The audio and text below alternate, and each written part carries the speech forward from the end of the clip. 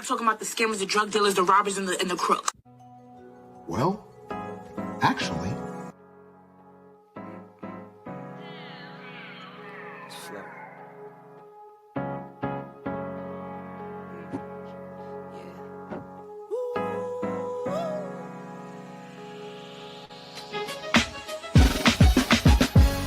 Yeah, I'm watching the rise, and I wouldn't say I'm shocked cause I'm hardly surprised. This one's for the ride, this one's for who knew I'd make it, just needed some time. This one's for my wife, could've left 1,000 times just so by my side. This one's for the grind, I knew it would happen, just had the strength in my mind. To the videos, they thought I was a black guy. That's hard to get over. I'm foreigner in this world, but I'm fully devoted. I don't take it for granted that the door's been open. I knew I was different, I knew I was chosen. A breadwinner, but I'm soft-spoken. Authentic like a 5950 and there's no cap. Let's have a toast to that. Let's have a toast for the real ones. Let's have a toast for the real. Let's have a toast for the real ones. Let's have a toast for the real. Let's have a toast for the real ones. Have a toast for the real. Let's have a toast for the real ones. Have a toast for the They done baptized the bad guy. Still don't follow religion. The fabric's not average. The cotton's Egyptian. 500 for the shoes, come dirty, but the European. Less is more and less is the bank. Up the score, I pull up from trade. From the tray, I'm ballin' like Trey. Do what I can, I do what you can't.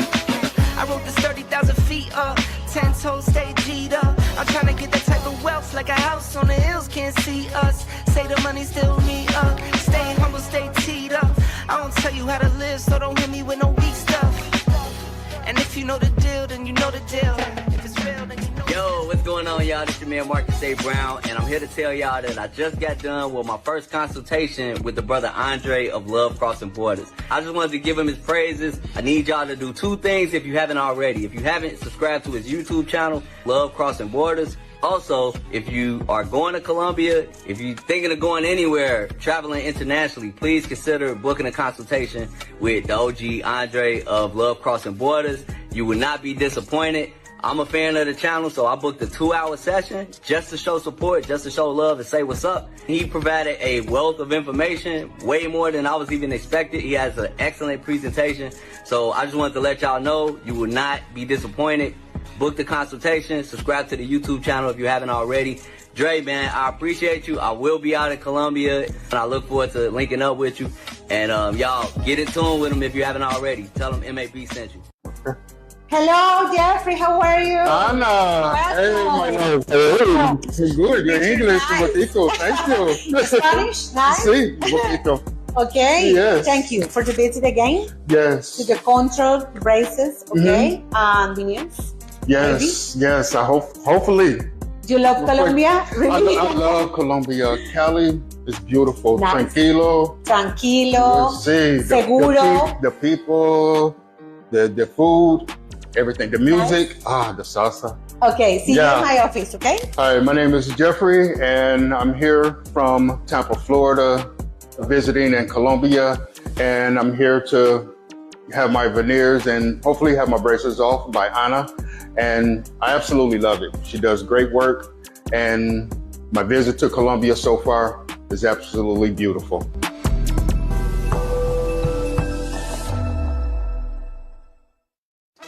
Hola, hola, por acá los saluda la mulata, locutora de Santiago de Cali. Estoy aquí donde mi familia de fábrica de dientes Cali. Quiero contarles que mi proceso va súper bien con mi diseño de sonrisa. Decirles que si ustedes todavía no se han animado a tomar la decisión de hacerse su diseño con la Doc Ana Lu, pues esta es la señal que ustedes estaban esperando. Si ustedes se preguntan, ¿será que a mí me van a tocar mis dientes? Para nada. Mis dientes están intactos, pero además estoy sonriendo espectacular. Así que hoy quiero extenderle la invitación a que ustedes visiten a la Doc Ana Lu aquí en Fábrica de Dientes Cali. Mi proceso súper bien. Recuerden que tienen que ser muy cuidadosos, venir a su mantenimiento normal y de ahí para allá a pelar muelas.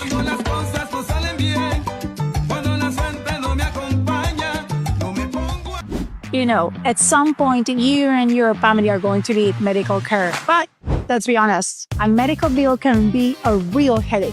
But here's the good news. In Colombia, especially in Cali, we have surprisingly friendly costs. For example, a hip replacement can easily cost $39,000 in the States. Compared to Colombia, you can look around between $8,000 to $10,000. Big difference, right? But Cali isn't just salsa, sunshine, or friendly faces. Our healthcare system offers quality care for a fraction of what you have paid abroad.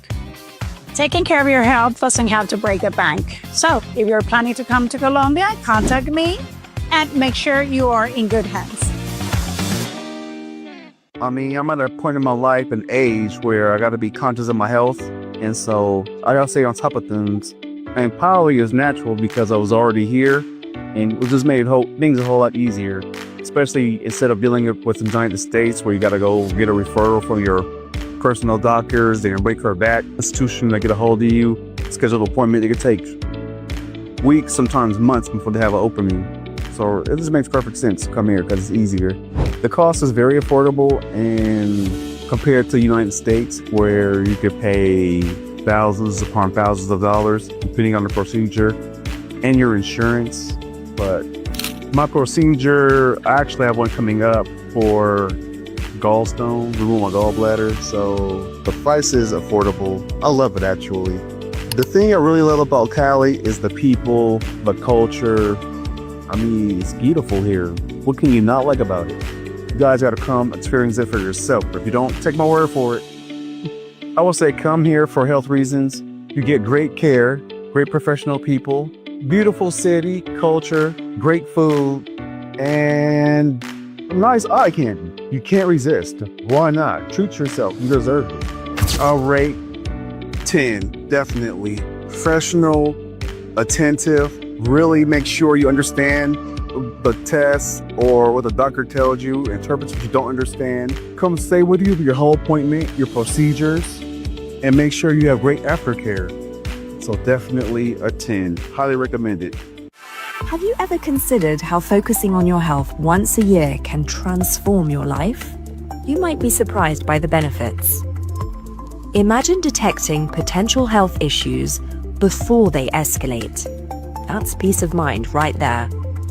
With our preventative health checkup, you get one-on-one time with top doctors. You can discuss your results, share concerns, and explore ways to enhance your lifestyle, all in one place. No matter where you are in life, you'll receive same-day results. Call it your longevity plan. Conditions like diabetes, obesity, heart disease, and even some cancers are treatable if caught early. And guess what? Through our collaboration with FVL, we'll handle all follow-ups and specialist referrals for you. It's that easy. Why not invest in something that can positively change your life? We know your time is valuable, but your health is priceless. Plan smart, stay healthy, explore Cali. The best approach that you can take is to find someone that has had a pleasant professional experience and get their recommendation or referral. I decided to get a checkup about two months ago. And the reason why I decided to pick Cali was because a good friend of mine who had already experienced the services at the Clinica in Cali recommended it to me. He had a very good experience. He boasted about the high level of professionalism, the quality of the service. He had no issues. The cost of the medical treatment was well within my budget. When I compare what I would have paid for comparable care in the United States, it was a small fraction of the cost. And it was I would say, a big factor in deciding to actually commit to scheduling a medical checkup here in Cali, because it's very affordable, but comparable or even better quality of care. In my opinion, the most enjoyable thing or aspect about Cali is the people. They're very warm, they're very friendly, they're very professional, they're very inviting. I can't think of another country or another place where I have experienced such a warm, loving, welcoming reception of the people, and at the same time get medical treatment. So yeah, I would say the people, hands down. I guess a calming reassurance that, there's nothing wrong or nothing troubling about like my health. I feel good, but more importantly, it's crucial that that inside you're good. And the best way to do that is to come and get a medical checkup. The best advice I can give them is to reach out to the health traveler counselor Pilar Diaz. That's the best advice I can give. Because of a recommendation, I reached out to you, and that's all it took, because you took care of everything. You know, you scheduled everything. You gave me a list of all the choices and packages that I could choose from. I picked something that was best for me. Diaz, without hesitation. I have to give it a 10 out of 10 simply because of the great service, the high level of professionalism, the fact that I didn't have to wait in any lines. Everything was scheduled well in advance, and it was done efficiently and smoothly. I was driven more by a need to know my own medical conditions, how I was with my whole body, my health. That's pretty much how it started. I heard that this hospital is one of the best hospitals in South America. The health services are far superior as far as costs, patient care, attentiveness of your medical facilitators. Everything is much better than where I come from in the United States. I just have to say it like that. What is there not to enjoy about Cali?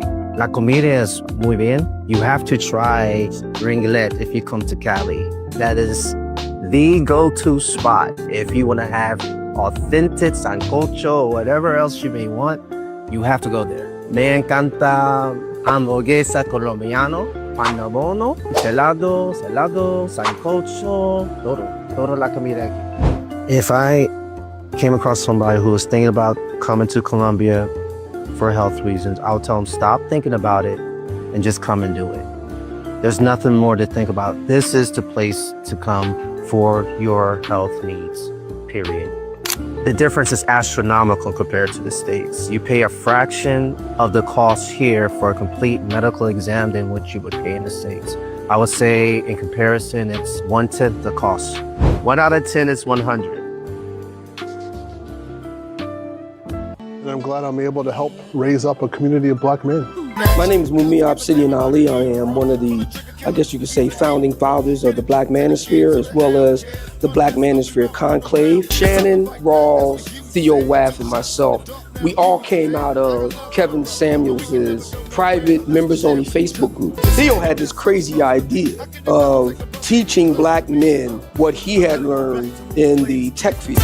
If you're resistant to change, you only want to do one thing in one way, yeah, you're not going to make it. This is about taking men, Black men, and making them better men. There's guys who want to work on an island without a group, and I say to them, it's not going to work. We can take hold of our finances. We can then take hold of what we do, and we can live life anywhere around the world. You are taking care of yourself first, so then you can help others. We have to learn how to communicate. We have to learn how to engage. Black men don't need anybody but other Black men to make this happen. If you can't find what you want here, go where you are celebrated, brother, and don't stand where you're being tolerated. Let's have a toast for the real ones. Let's have a toast for the real. Let's have a toast for the real ones. Let's have a toast for the real. Where are all the Black men? And I'm not talking about the scammers, the drug dealers, the robbers, and the crooks. Well, actually,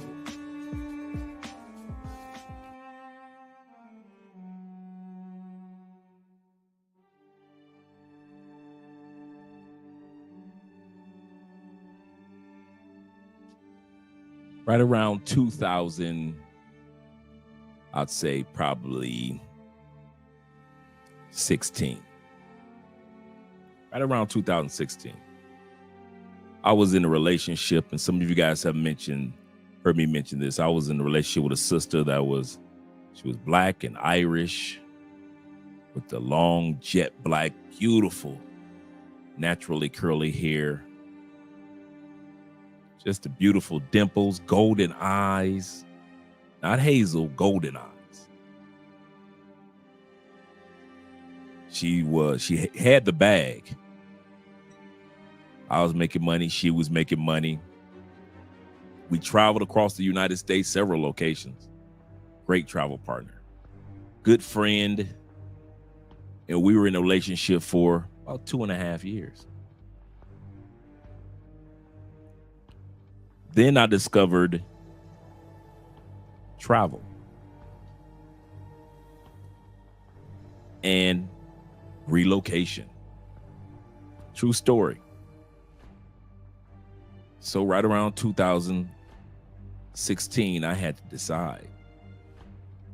Either I was going to be in the States, and I knew this was the type of person that I could spend a long-term relationship with, or I could see what was out there in the world by way of travel. And it wasn't easy. How do you tell a person that is in love with you and you're in love with, I think there's a better life for me out there, when you don't even know what out there is? But I had to let her go. And she cried, and I mean cried.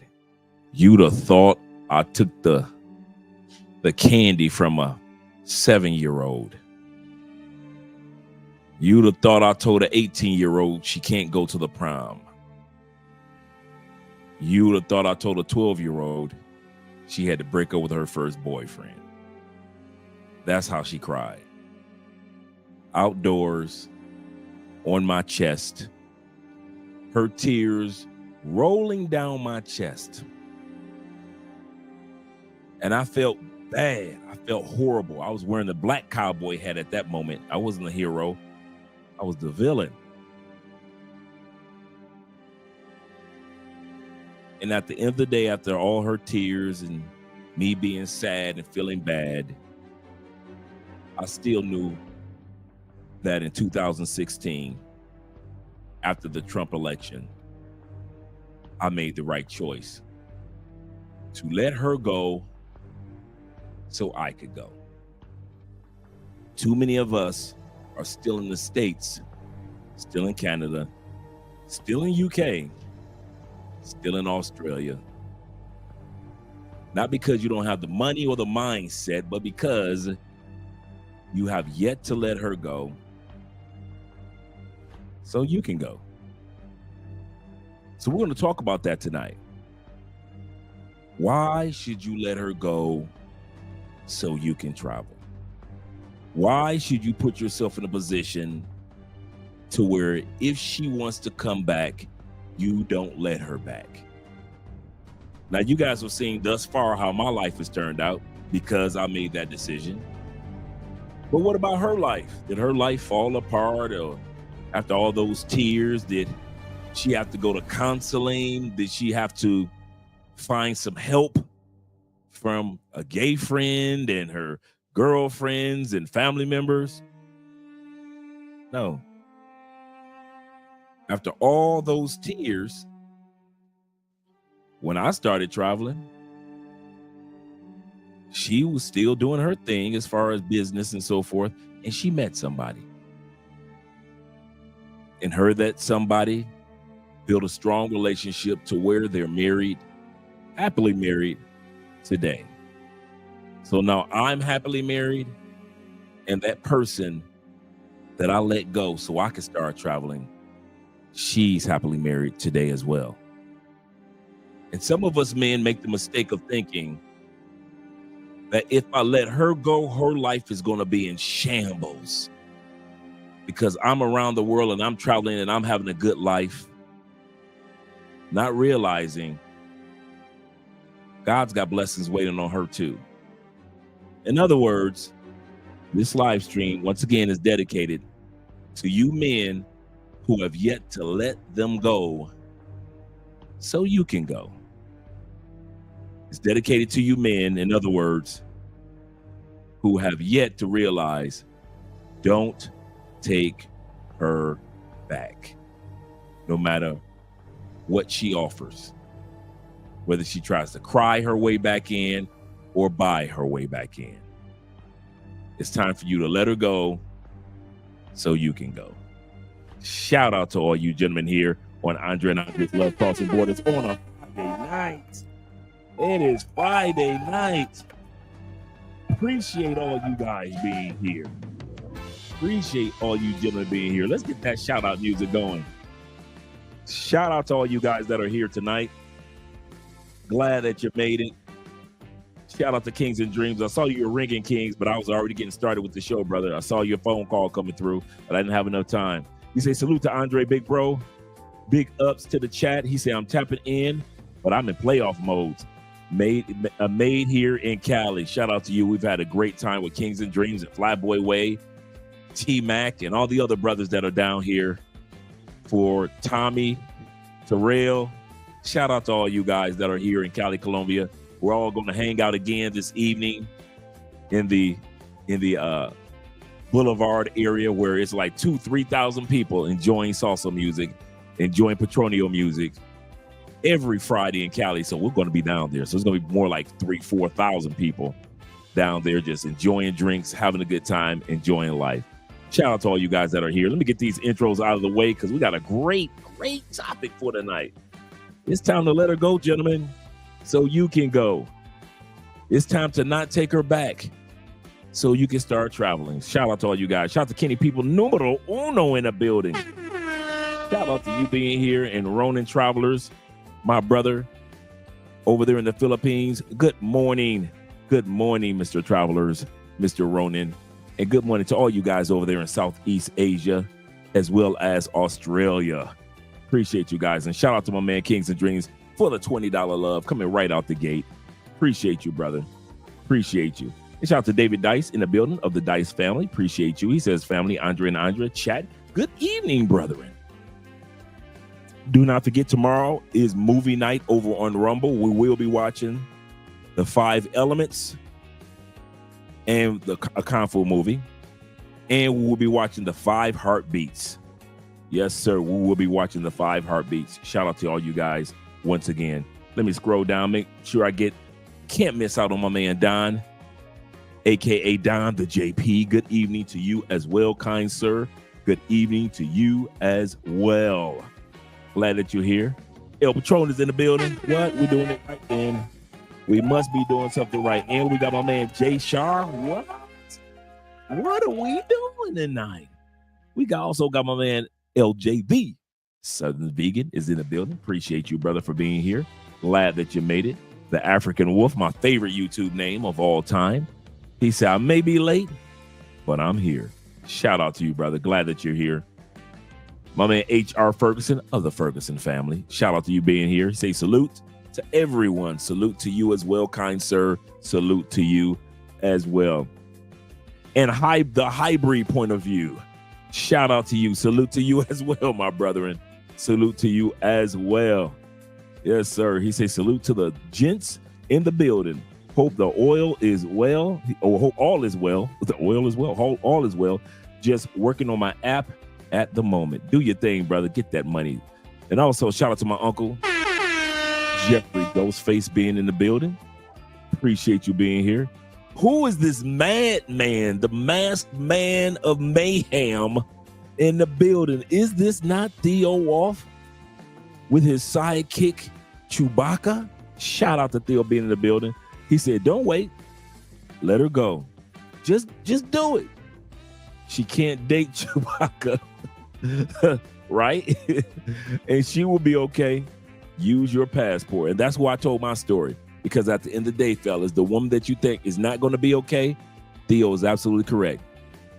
She'll be okay. Straight for my brothers, them Canadian brothers. Shout out to you, brother. Shout out to you. I told this guy where I was from. He said, oh, Canada. Glad that you're here. And also those Texas boys. Shout out to all you guys on the West Coast, AZ, all the way up to the state of Washington. Midwest boys, Centerpiece, Detroit, and Chicago. How you say Shot City? Shot City, Shot City.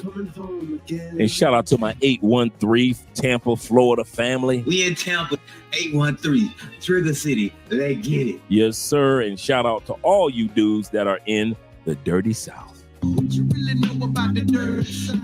What you really know about the dirty side? And last but not least at all, them Detroit boys. You better back the fuck up out my face. goddamn it. I'm from Detroit, Michigan. Don't play with me. Don't play with me. You know I'm from Detroit. You know how we get. Shout out to all you guys that are here this evening. Let me scroll down to all you other brothers that are here, such as, once again, our brother Black Nubian. The Canadian boys are at it again. They're at it again, Mom. Let's scroll back down. We got Jay, and we also got Ronan. Let me scroll down just a little further. Let's see who we hadn't got a chance to get the intro to. Let me continue on. Dre, namesake. Shout out to my man Dre Jr. in the building. He said, let the American female go. Let her go. Let her go. He ain't got to deal with her anymore. I was talking to one of the brothers that went with our girl. Our girl, man, I'm having a brain cramp. Tours by D. They all went on the whale watching trip yesterday. Had a great time. He said, but we went on a whale watching trip with some sisters from the States. And do you know the sisters from the States almost started a fight on the whale watching trip? The brothers are looking like, what is wrong with these women? These sisters in the van on the way to back from seeing a wonderful moment, enjoying the whales. The young whales are jumping in the air. The mothers are jumping in the air. You're getting all type of good footage. And instead of enjoying that moment, what do the sisters from the States do? Start an argument. What was the argument about? You men using your passports. How dare you? How dare you? These women really was ready to go to fisticuffs with the men. Shout out to my brother Sean D. Upshaw of the Upshaw family. Shout out to you, brother. Father of the year. This show was right on time. Yes, sir. Right on time. We're going to talk about that, gentlemen. Shout out to my man Cool in the building. Doom, doom, doom. Cool. He says, thanks for hanging out with me the other night. Yeah, brother. We had a good time. We had a good time. He said, I appreciate you, brother. Yes, we did, man. I was glad to see you. I was glad to see you. Shout out to my man Chalupe in the building. He said, I wish I was back in Cali. Cali. And my brother William. Shout out to my man William H. Money in the building. Blessings to all of us. Yes, sir. Yes, sir. And once again, my boy Making Coffee is back in the building. Making Coffee fans. Yes, sir. I am a fan of the cafe.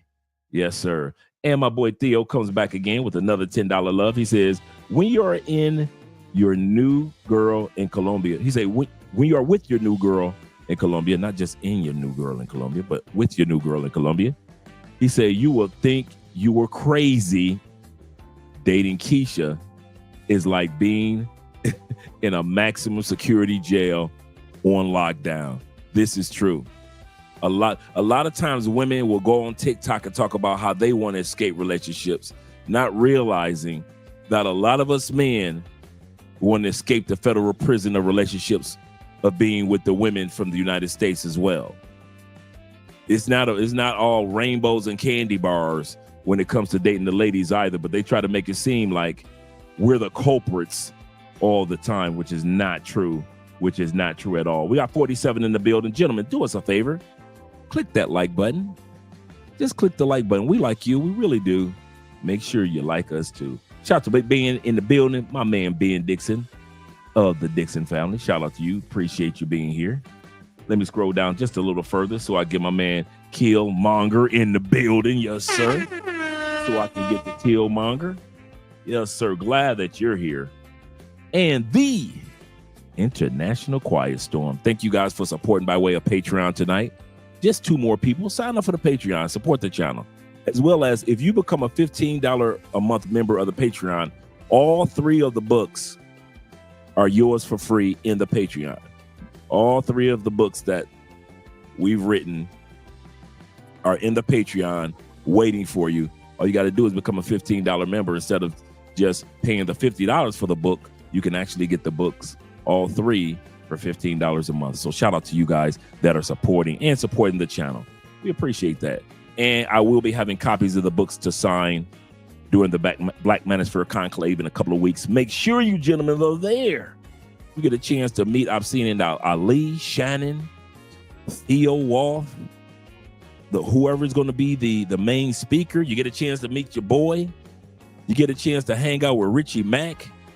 Also, if Coach Knishin is there. So shout out to all you guys that are coming to the Black Manosphere Conclave. I look forward to seeing you guys in Miami starting September 5th for our 3-day conference. And if you guys plan on being in Theo's class, well, you already know that you need to be there for Class 7, the grand finale. Shout out to my man Paper Route Stacked. Shout out to my man Paper Route Stacked in the building. Yes, sir. Shout out to you. Let me scroll down just a little further so I can get to my man Big Caps in the building. Yes, sir. Big Cap 4425. Yes, sir. Glad that you're here, brother. Glad that all you guys are here, man. We've had a great time so far. Shout out to my man Nick being in the building and my man AMSM in the building. We're great and grateful for you guys. We really are. You said those are bars? Yes, so those are bars. Yes, so she said, so use your passport, gents. That's all you got to do. I'm telling you, man. Remember what I was saying yesterday? There's over 96% of women live outside the United States. 96% of the women that you dream about, thought about, you desire, don't live in the States. Only 4% of the women live in the States. 96% are outside of the United States. He said, there's nothing wrong with Keisha. You can mold Keisha into your likings. All Keisha can do is point me to the nearest airport. That's all she can do for me. He said, Andre, the music has me crying and laughing. Yes, sir. Yes, sir. Yes, sir. And my man 0 milligram, them DMT boys. Hola, hola, hola. Glad to see that you're here. Let's see what else our sponsor for the night, Theo, has to say. He say, passport equals heaven. Maria or Magali equals paradise. Dating in the U.S. equals, oh, hell no. Keisha equals, why have you forsaken me, Lord? Why am I with Lizzo, Lord? What is this test that you've given me? What is it? Have I failed thee somehow, my Lord? Seriously, man, I don't see how y'all can do it, bro. I don't see how y'all do it. I think I got everybody thus far. Yep, it looks like I've gotten everybody. Let me scroll down, make sure I didn't miss anybody. Scroll down. I got my man Nick and 0. Oh, I am FF in the building. Ooh. Yes, sir. What's up, Dre? What's up, chat? Yes, sir. Glad to see you here, brother. Glad to see you here. Let's switch the music over. Let us switch the music over to our relaxed music. Yeah, the theme of the night, man. A lot of you guys are, like I said, you've got the right mindset to relocate to another country. You've traveled to enough countries. You're good. You economically, your money on point. Whether you're ex-military, whether you're pension, whether you're a crypto, whether you're an investor, whether you got properties somewhere around the world. Either way, economically, you're set. You got an online job. You've graduated Theo's classes. And now you finally got hired. You're making $145, $175 a year. And now you're ready to relocate. But here's the problem. You got a lady friend that you're in love with. Even worse, you ready? You got a lady friend that's in love with you. You're no longer in love with her. You've got the travel mindset and you're ready to go. But the way that she is putting on and pouring on the love bombs, you don't know whether to leave or whether her love bombs are fake and you're willing to stay to see if they're real. I'm here to tell you, if you give yourself a chance, the type of love that you think or hope that that person in the States will give you, it's already waiting for you outside the United States. You ain't got to pray or fast or wait for somebody to change or improve.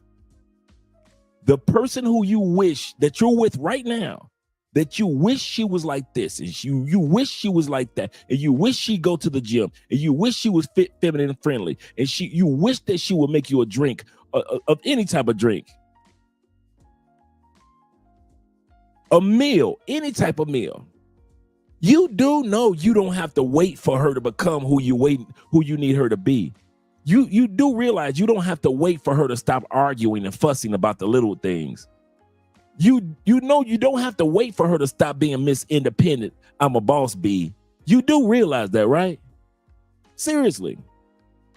Because everything that you're looking for, every one of us men,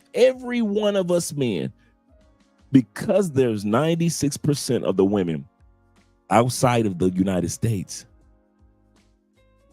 you got a 96% chance of getting the woman of your dreams far easier than waiting for the women in United States, Canada, UK, Australia, and other westernized countries to change. It ain't gonna happen in your lifetime, but I tell you what can happen in your lifetime: you getting a passport and going after the women of your dream in other countries. Bet that. That's what's waiting for you. That's what's waiting for you. No different. Let me turn the music back up just a little bit. There we go. So don't feel like you getting your passport and going after other women. You don't owe the women in the United States. Another thing, before we go to the video, you don't owe the women in the United States any explanation. I don't know why y'all keep trying to explain to your mom that they never used a passport a day in her life. Your mom is 61. Mom ain't going nowhere. I'm gonna say this again. Your mom ain't used a passport a day in her life. Why are you listening to your mama tell you shouldn't be going to Italy? You shouldn't be going to Bali, Dubai, Turkey. Your mama ain't never been nowhere. Co-workers. Why are you sitting up there listening to the co-workers trying to tell you about Colombia? Can't spell Colombia. They still spelling Colombia with a U. There is no U in Colombia. It's all O's. You listen to people that can't spell a country that you going to?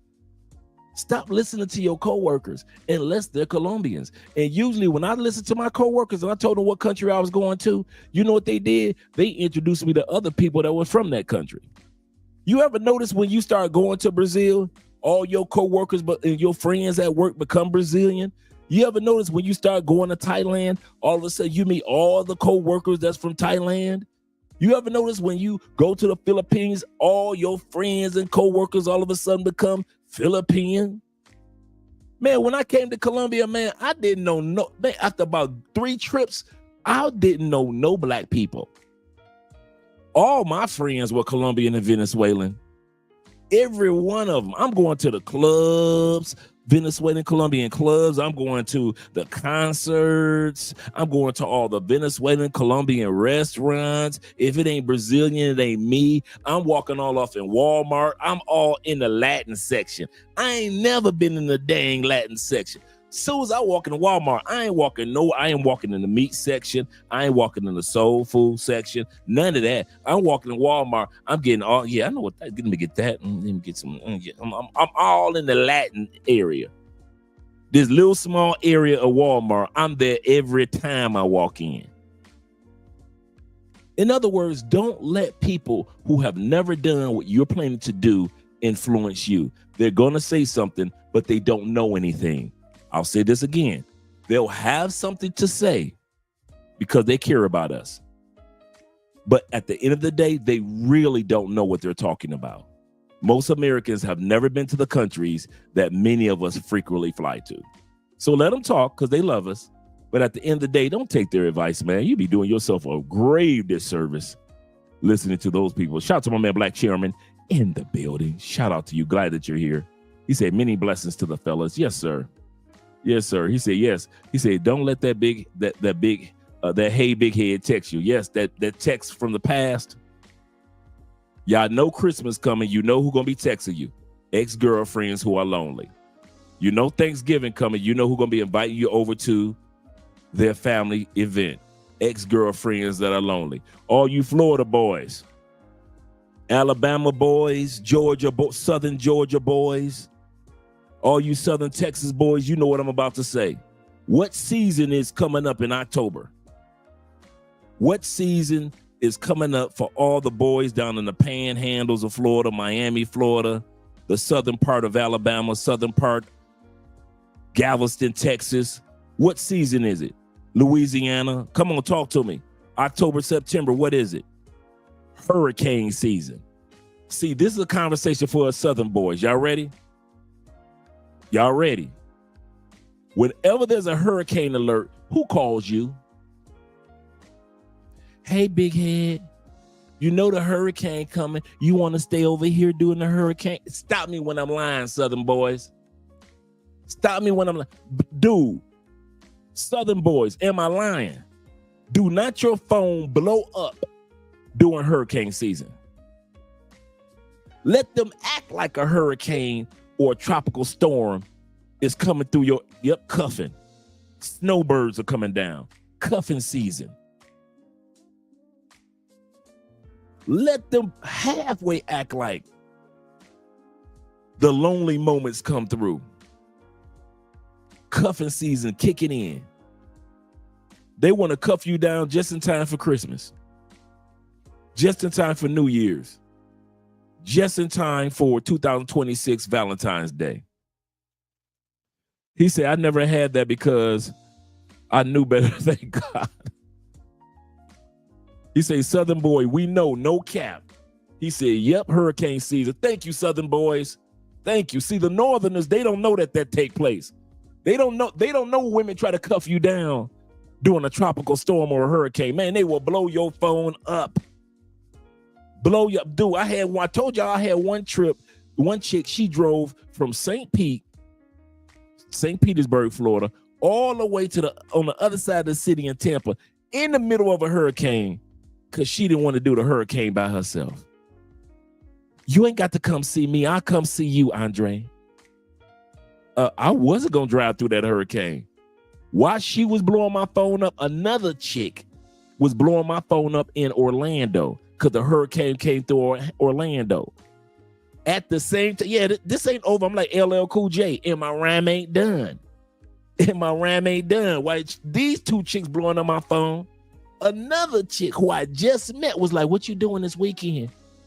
Well, you know you don't have to do the hurricane alone. You can come over here with me. I'm in a dilemma. I got one on the road driving through the hurricane. Another one in Orlando want me to drive to Orlando to be with her during the hurricane. And then I got a local one that I just met that wanted me to spend the hurricane week. Come on, all you dudes from the South. You know what I'm talking about. They will cuff you during hurricane season. He said, Dre, it doesn't just apply to holidays. Y'all. It happens with football season. Yeah, this is true. And the ladies are talking footballs and cuddling on Clubhouse. Wow. So when I say, guys, there's a time when we need to just let them go and don't let them come back in, because there are times when you have fallen in love with travel while the woman is still in love with you. This episode is dedicated to you have fallen in love with travel while the women in the States, in UK, in Canada are still in love with you. So what do you do about that? So you can continue to enjoy. Thank you very much, Southern Vegan. So you can continue to enjoy your journeys. Let's get started with the video. I'm going to turn the music down. But remember, I said you may not be in love with her, but she wants somehow, some way to come back. Don't ever force someone to stay in your life.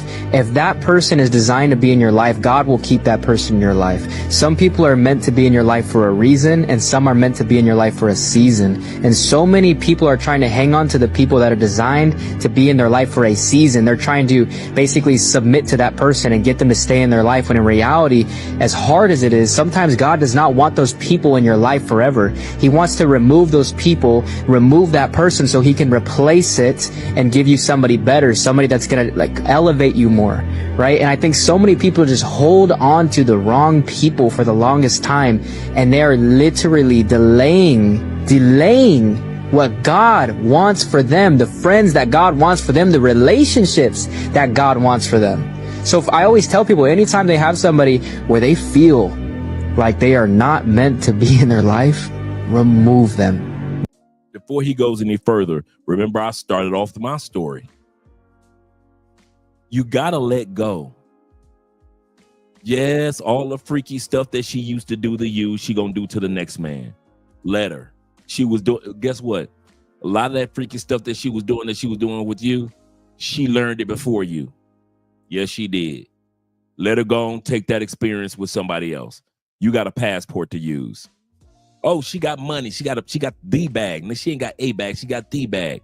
Let her use that bag on somebody else. She is sexy, gorgeous, curvaceous. Let her use that sexiness, gorgeousness, and curvaceousness on somebody else. Let her go. Seriously, you cannot move forward in your life. You cannot get the women that you're looking for. You cannot get the cost of living. You can't get the laws that you're looking for. You just cannot get the life that you deserve if you are still at that point that you cannot let. But Andre, I don't know how to do it. I can't let her go, Dre. I just can't. She my baby mama. I can't let her go. Dude, be a good father, but let her go. Being a good parent doesn't mean that you got to keep smashing your baby mama. It's your job to be there for the kids. It is not your job to be there for the coochie. I'm going to say that again. Let me clear my throat. It is your job to be there for the kids, not her coochie. Let her coochie go, be there for the kids. You got to put yourself in passport position. If you don't put yourself in a position of being able to be comfortable with using your passport, I'm telling you, those women in the United States will keep you away from the 96% of women around the world that's waiting for you. They're waiting for you. These women are asking, hey, where are all the good men? And you're like, I'm right here. And they're like, come on, get me. But you're not. Why? Because you're too busy worrying about what your ex is going to be doing if you leave. I'll say that again. Too many of us who are already in the travel mindset and you already have travel money, what's the problem? You aren't traveling and enjoying your time because you're too busy worried about her having a good time. Let her have a good time. I came to peace with all my exes. I came to peace with all my exes. Whatever they were going to do, go on vacation with other men, cool. Their intimacy, do what you're going to do, baby girl. Having a child by another man, do what you're going to do. Partying, laughing with, praying with, marrying other men. You got to come to peace with that, or you will not come to peace with your passport. You got two choices. You come to peace either with just staying there in the States worrying about what she's doing, or come to peace with your passport and you travel. But you can't have both.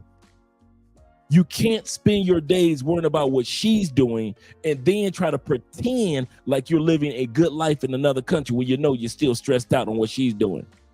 Those of us that moved to another country, we don't keep up with our exes. Dude, I can't tell you what my exes are doing. Ex-wife, ex-girlfriends, ex-freaknicks, ex-whatever it is. Dude, I'm too busy living mine. Many of us down here are too busy living ours. You're supposed to be at the beach focused. You scrolling through your phone, see what she doing. No, brother. This episode is dedicated to let her go so you can go.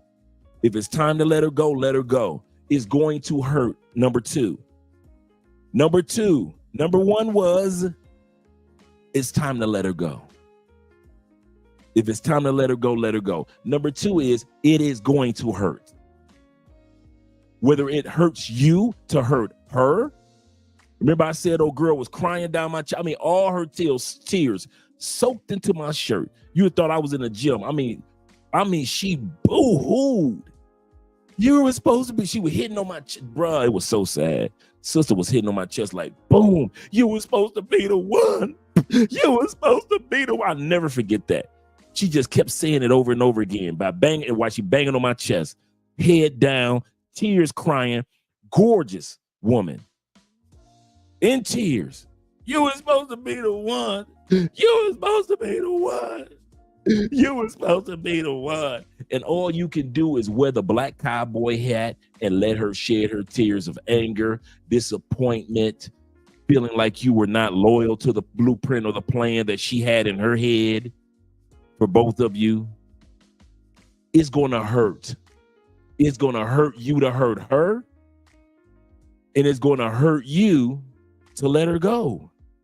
But if you really plan on being out here with the 96% of women that fulfill your destiny and your dreams, you can't hold on to the 4%ers in the States. And it's hard for some of you dudes to come to that reality. Number two, it's going to hurt. Number one, it gotta happen. You gotta let her go so you can go. Number two, it's going to hurt. Number three is she gonna meet somebody else. I'm sorry, did I lie? Did she not meet you? Were you not somebody else? Were you her first ex? Or you weren't? That means that she's had exes before and you were the new dude. Guess what's gonna happen again in her life? The new dude. All the little freakiness that you thought was good. I always knew this about women. What's better than good dick? New dick. Ask a woman, what's better than good dick? What's better than good? I don't care how freaky, how wild you were. What's better than good dick? Every woman will tell you, new dick. New dick will always trump good dick. So don't think that you was freaking her down so magically delicious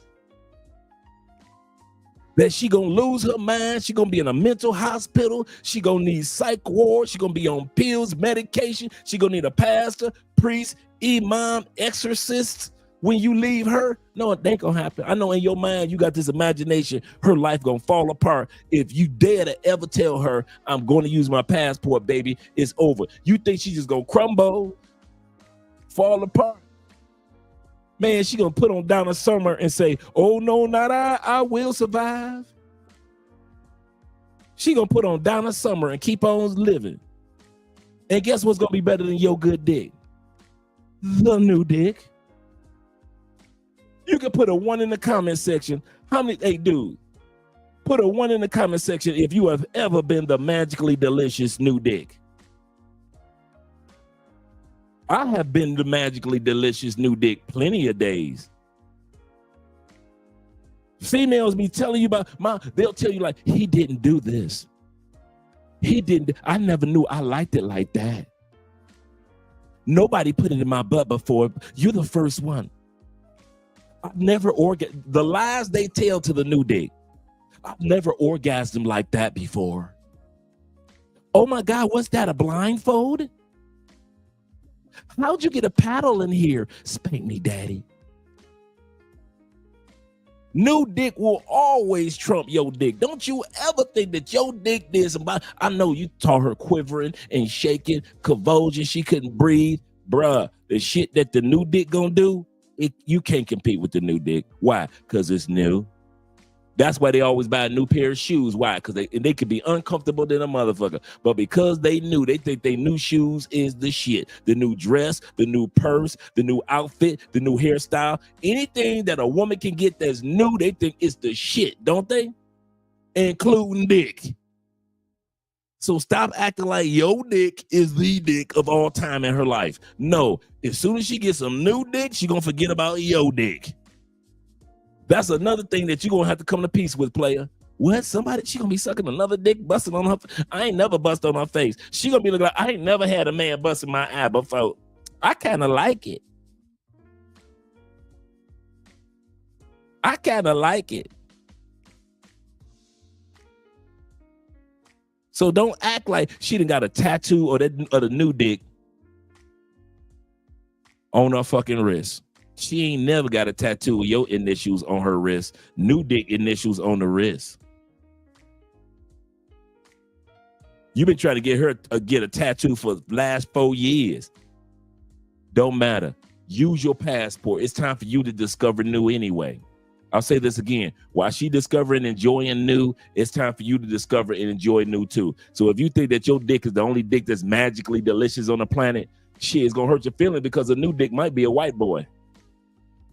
And you know, white boys in the porn videos, them dudes always on the wild. Let me poke your eyes out. You're like, y'all freaks. Let me bust in your ear. Lay on your head sideways. I ain't never had nobody bust in my ear. Lay on your head sideways. You know white boys in the porn. You watch one of them movies, boy. Them white boys be like, put your head sideways, damn it. They'll put their foot on their forehead, lay their head sideways, and bust in their eardrum. You ain't never busting their eardrum. Don't you ever think you can trump the new dick. You better move on somewhere. I've been new dick plenty of days. And I done introduced y'all girlfriends to plenty of new things. And guess what? When I broke up with somebody, some other dude came along and introduced them to stuff that I didn't introduce them to. Don't ever think that you the only one that's magically delicious. He said, especially with new dick got money, for real. And laying the pipe. So he can take them to, he can not only dick her down from room to room, he can dick her down from hotel room to hotel room, beach to beach. You ain't never dicked her down from beach to beach. Man, please, y'all better realize the new dick, you might as well forget about it. You have to be willing to prune, absolutely correct, like a plant, so you can grow. Absolutely, brother. And all you guys that put a one in, you know exactly what I'm talking about. She's sitting up there losing her mind.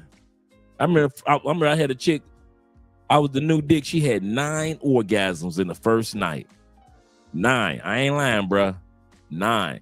You thought I was the ish. We broke up. The next man was doing magically delicious stuff. She telling me, my ex-husband, he ain't never did that to me. I'm thirsty. I ain't never felt this way. I'm thinking I done some magical stuff. Then the next new dick came, and he did some magical stuff. The next new dick she married. Right? So there is a time, guys, for the ghetto gaggers.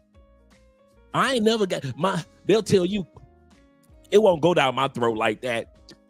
I can't swallow like that. That's nasty. The new dick? The new dick? Man, the new dick got it all down up in here. All of new dick putting the dick all the way down her throat to her collarbone. You ain't never put it down in her throat to her collarbone. It's like his dick like going all the way down her throat straight to the collarbone. You like, God damn, it's parallel to her collarbone? She got his dick head right here? She ain't never had it in her mouth for me to where she had it right here. Shit, all in the collarbone. So don't be acting like your shit is just bionic, like your dick just biting from shit. This dude is introducing her to toys and vibrators and stuff that swing from the ceiling and all type of blindfolds, whips, chains, how to tie yourself up with ropes, all type of stuff. You ain't doing all that. For real. Giving her a throat. She done went from just being a thought to having a thought with a throat. Yeah. So let's be honest with it, guys. Let's go back to the video. But there is a time to let her go so you can go and find somebody else that'll do the same thing for you and beyond. Remove them and let God bring the people in your life that you need. I'm in a space in my life where I'm no longer forcing relationships. If it happens, it happens. If it don't, it don't. But the last thing I'm gonna do is keep putting out energy that's not reciprocated. And my prayer is that my distance makes them realize what type of person they lost. So from now on, my focus is to put myself in circles where I'm celebrated and not just tolerated. For real. Jans, I want you to get this. If your girl leaves you, don't beg her to stay with you. One thing about women, bro, if they end a relationship, they planned it a long time ago. So if she ends a relationship, just know that she has found a replacement. One thing as a guy you cannot do is beg a girl to stay with you, no matter how much you love her. Girls are not like us, bro. They planned their breakup a long time ago. You can do the damage shit to her, or the relationship can be toxic. If she does not end that relationship, just know, bro, she has not found a replacement yet. If she ends the relationship, just know that your replacement is already there. So you cannot beg her to stay. You cannot disrespect yourself by begging her to stay with you. Because if she's leaving you, bro, that means she means it. Kings, girls or women, when they break up with you, they break up with you if they think they found someone that is better than you. So if she ends the relationship and you trying to beg her, you're only gonna prove her right by begging her to stay with you. You're gonna be like, yeah, I was right. This guy is better than him. Kings, no matter how much you like her, if she wanna leave, open the door for her to leave. So, bro, after she leaves you, bro, focus on yourself, bro. Be the best version of yourself. Don't try to run after her, bro. Basically, increase your value as a guy. Focus on yourself after that. You can't force shit like that, bro. You can't force it, bro. Whenever the woman that you supposed to be with, that you destined to be with, nigga, whenever you supposed to meet her, you will. Like, you will, bro. All that shit comes naturally, fluently. Like, I never force anyone to choose me. If you think you can find something better elsewhere, then go ahead. I'm not holding you back. Life's too short to hang on to someone who's not sure they want to stay. I believe in freedom and the truth of feelings. If you must stay, let it be because your heart tells you this is where you belong, not because I asked you to. I want to be a choice, not a default option. I deserve someone who sees my value, who understands what I bring to their life. I don't want someone who stays with me out of fear of loneliness or out of habit. I want someone who stays because they can't imagine life without me. The door is always open. You're free to leave at any time. So if you think your happiness lies elsewhere, I won't stand in your way. And in the meantime, I'll keep going. I'll continue to build my own life, to be happy on my own. Because my happiness doesn't depend on your presence, but on my own ability to blossom. Follow for consistent improvement every day. My happiness does not contend on your presence.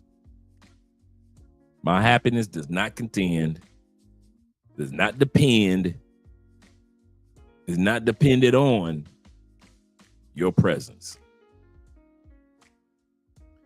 Bruh, that is an excellent statement, because a lot of us have not come to the conclusion the reason why you're not traveling as much as you should travel, it don't have nothing to do with the fact that you ain't got the money. Doesn't have anything to do with the fact that you don't have the time or the mindset. You are still trying to center your happiness if you can make her happy. As long as I can make her happy and the family content, because that's how men are wired, to be providers, protectors, problem solvers, and of course, romantically, the penis. You think as long as I make everybody else happy, then that'll make me happy. How's that working out for you? How's that working out for you with everybody else being content and everybody else being happy and everybody else being present? How'd that work out for you? Oh, she still wants the divorce after you spend all this time, want to make her happy? Oh, the kid's still going with mama after you bust your butt making sure the kids and mama happy. Oh, your mom mad at you because y'all getting divorced after you spend all that time making sure mom happy, your wife happy, and the kids happy. Oh, dad ain't happy. So your dad ain't happy, your mom ain't happy, your ex-wife ain't happy, and the kids ain't happy. The dog ain't going with you. So the dog ain't happy. You put all your energy into making the dog happy, make your dad happy, your mama happy, your ex happy, and the kids happy. Everybody you put your energy into to make them happy, making sure that they're present, and you thought that that was going to make you happy. How'd that work out for you?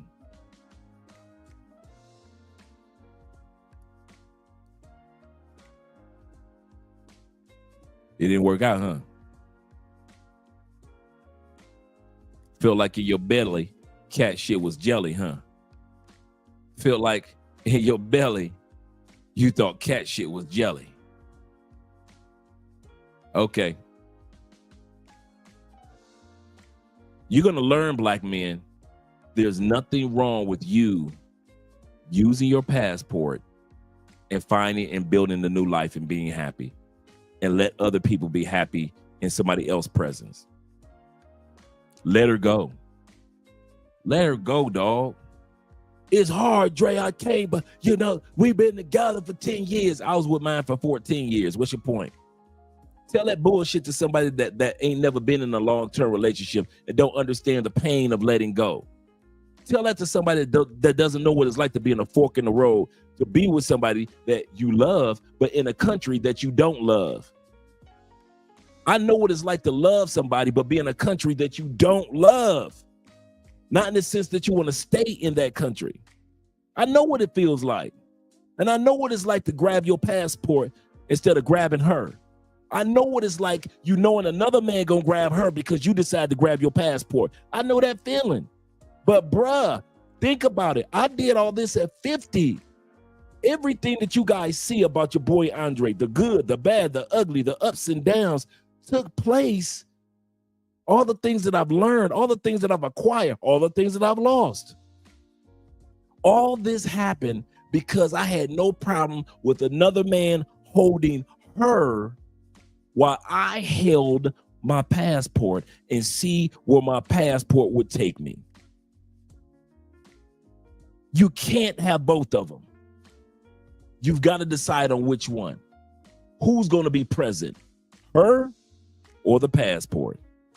And I don't mean go to another country, have your fun, and go back home and then keep fucking her. No, bruh. I mean, let her ass go. I mean, she texts, you don't answer. Start responding to her texts. You ain't 15. This ain't your first love and first heartbreak.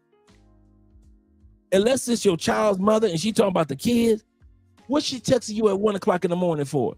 Them kids sleep. Unless she talk about what the kids need school clothes. You could have texted me at 8 o'clock for that. Kids need money for lunch money. You could have texted me at 7:15 for that. Why you text me at 1 o'clock in the morning for the kids' school money? She don't care nothing about the kids. She wants you to come beat up that coach.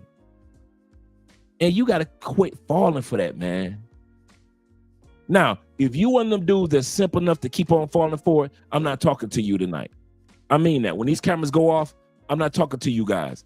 See, some of you dudes gonna run back to that big bitch anyway.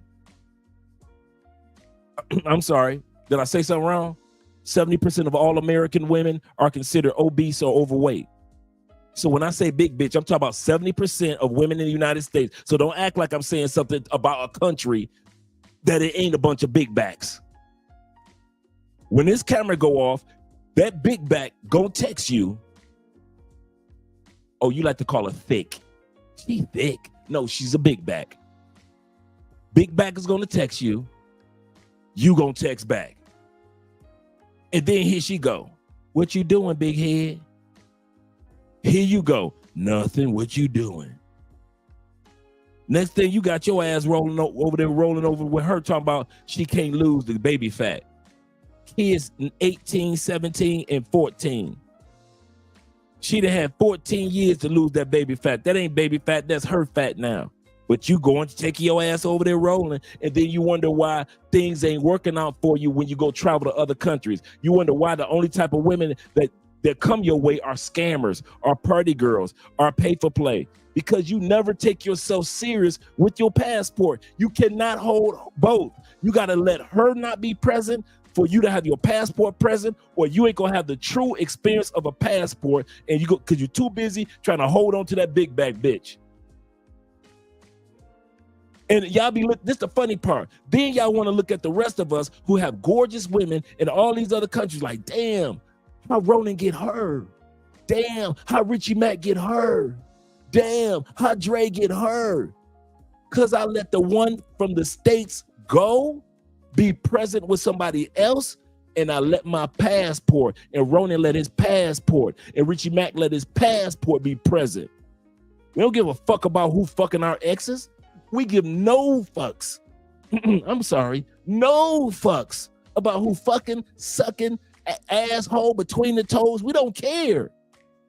We are present with our passports, and all the blessings that come with our passports, we're acquiring that.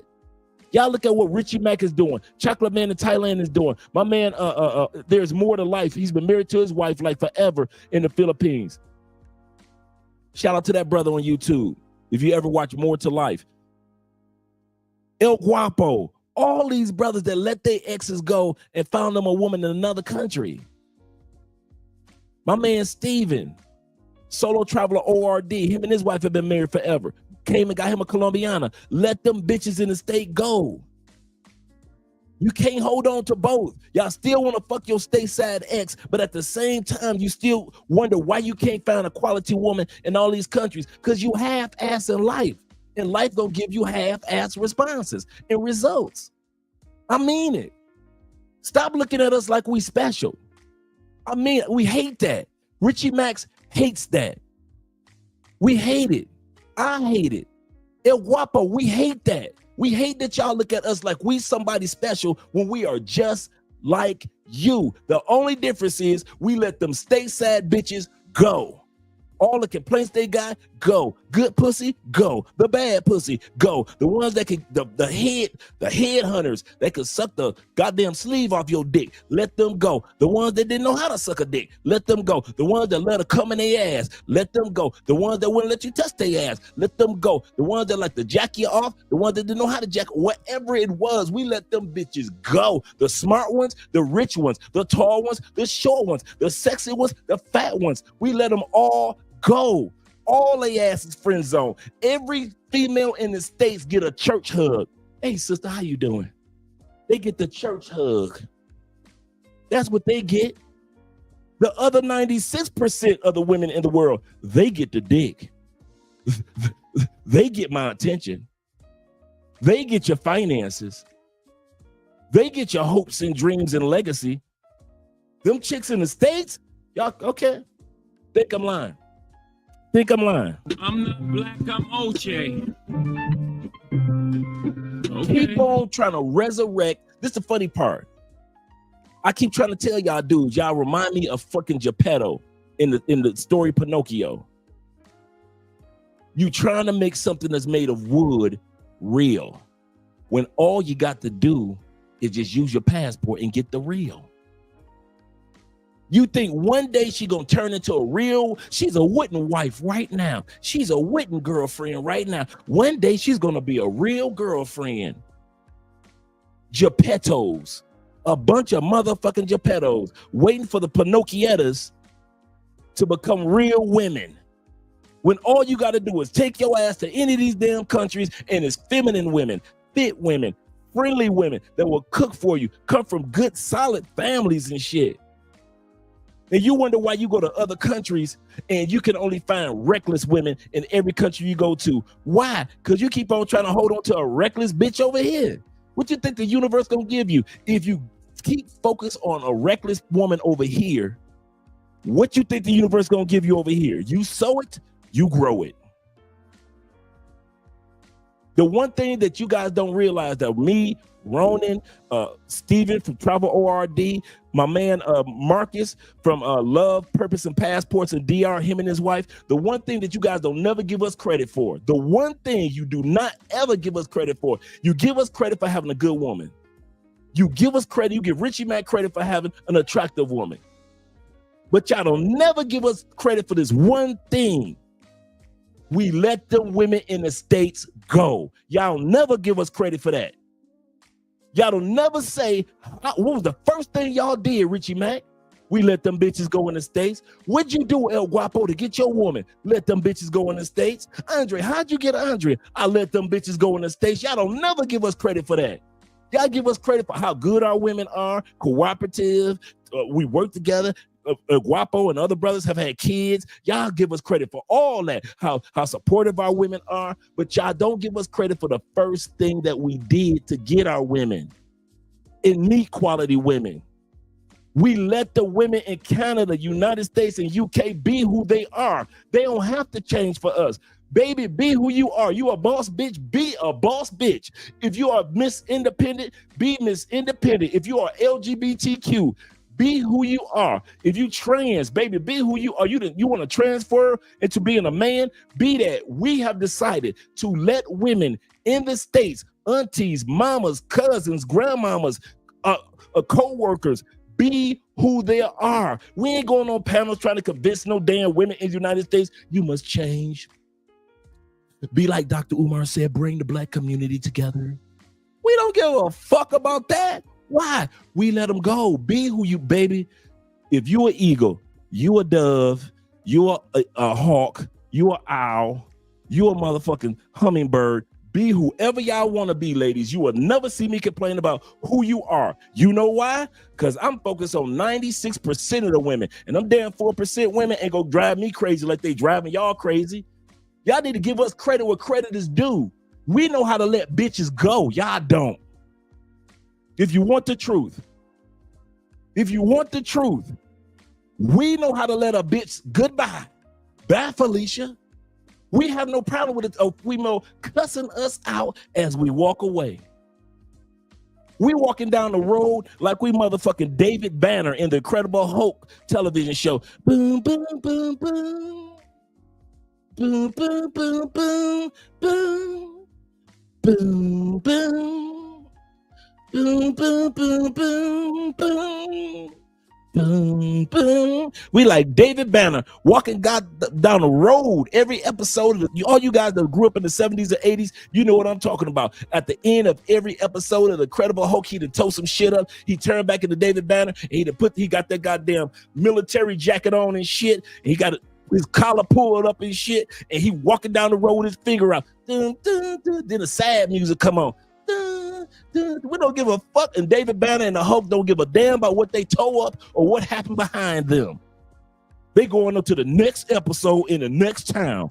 That's me, Richie Mack, all the other brothers that have found good women in other countries. We don't give a fuck about women, what they got to say in the United States. They can criticize us, talk about us, scrutinize us, talk down about us. We don't give a fuck, bitch. I'm in another country. You think I give a fuck about what you got to say about me? Bitch, all I got to do is turn TikTok off, and I ain't never got to hear you ever again in life. I can turn our Facebook off. I ain't never got to give a fuck about what you got to say in life. You got to learn to let go, gentlemen. Let her go. Let them go so you can go. That's the reason.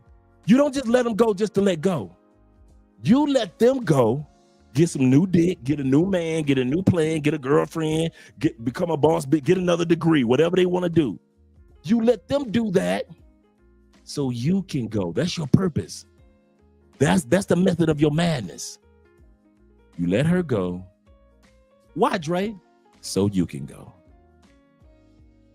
Not because you're being evil, not because you're being spiteful, not because you're being selfish. Let her ass go. Why? So you can go. Because you will never be able to go until you let them stay sad bitches go.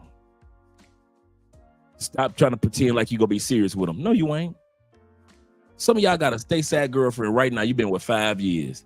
You know when your ass retire in 2 years, your ass going to be in the damn Philippines with Ronan.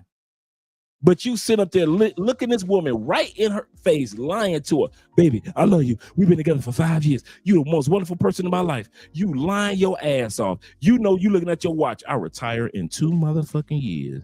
I'm going to get rid of this fat bitch, her motherfucking kids that ain't my kids. And yeah, I'm going to go ahead and be the Philippines with my boy Ronan. Fuck what they talking about. And you know it. You can lie to yourself, but you can't lie to us. You wouldn't be watching a travel channel like this one if you weren't planning on traveling and maybe relocating. So you can sit up there and talk about your little 5-year relationship with the chick that you with tonight. I know your ass counting down. Yeah, I got 3 more years. My son turned 19 in 3 years. He'll be done with college. Yeah, I'm gonna leave this big bitch right here once little man graduate college. Lil mama be done with high school in 2 more years. After that, I'm out this motherfucker. And you know it. So why you waiting 2 years and hold on to her for 2 more years? Why? Because the pussy convenient? Because the pussy just so happen to be down the street or next door? Because if you want to tell the truth, that's the only reason y'all still fucking American women. Let me clear my throat. The only reason y'all still sleeping with American women is this: convenience. She conveniently lived around the corner. She conveniently lived on the other side of the city. She conveniently in the bed right next to you. How do I know?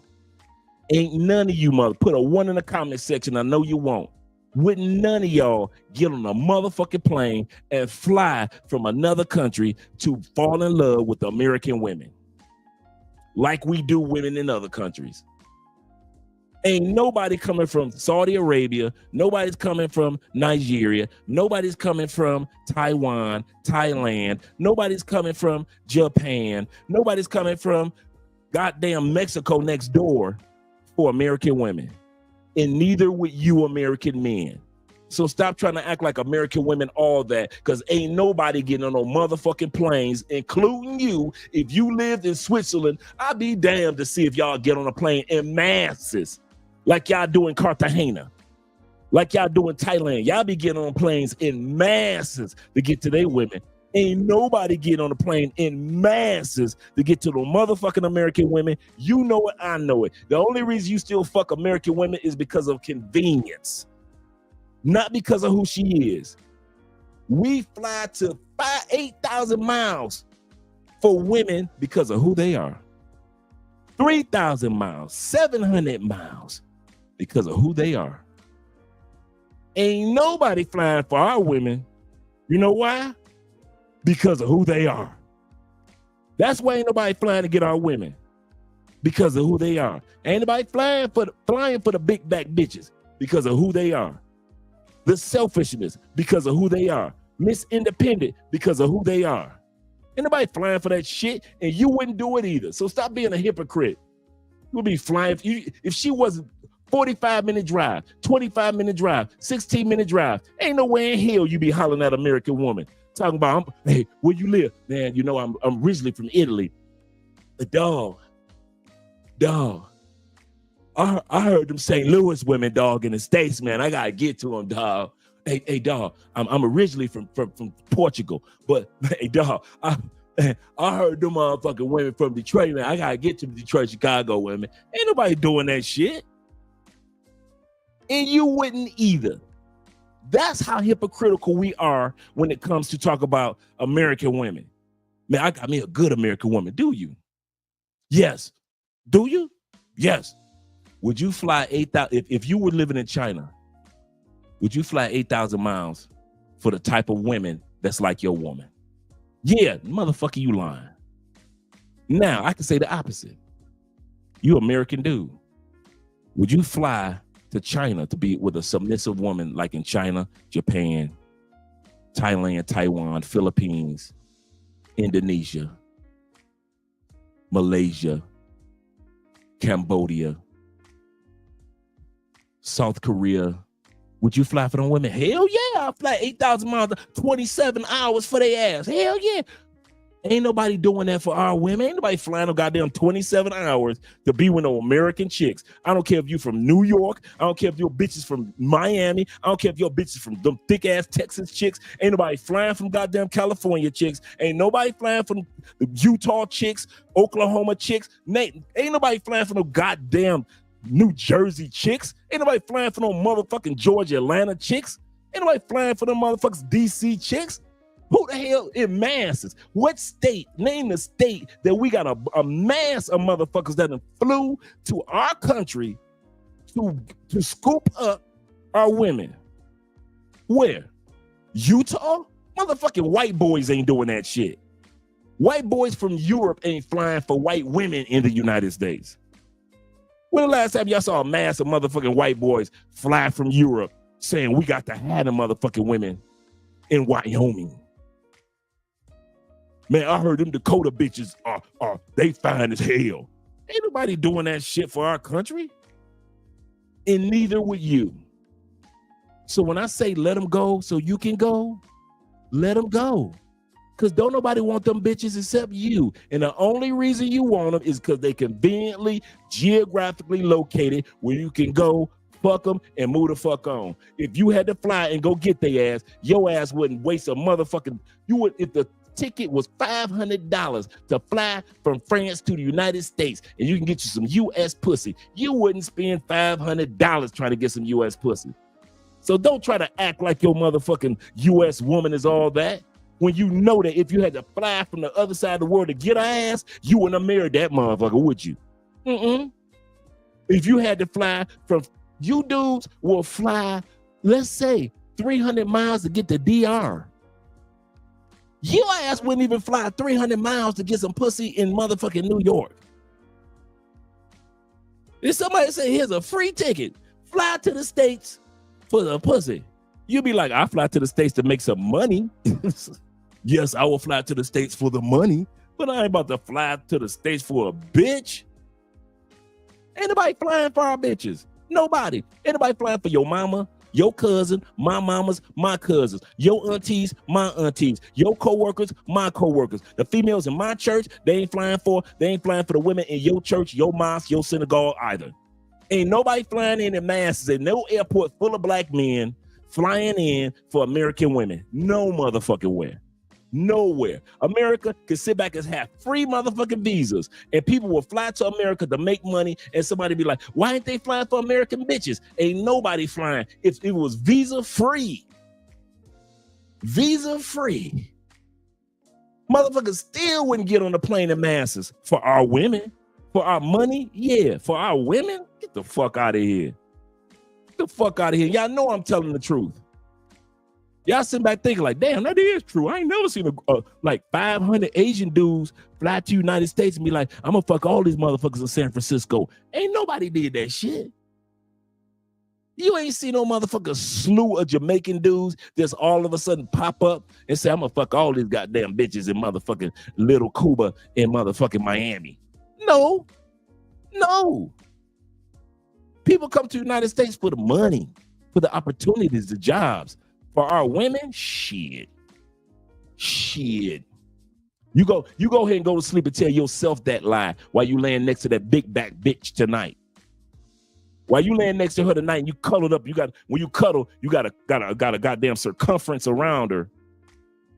You gotta cuddle her like this, like a goddamn arch, like the St. Louis arch and shit, because she's so fat. Why you cuddling that big bitch? Would you fly motherfucking 500 miles for her ass?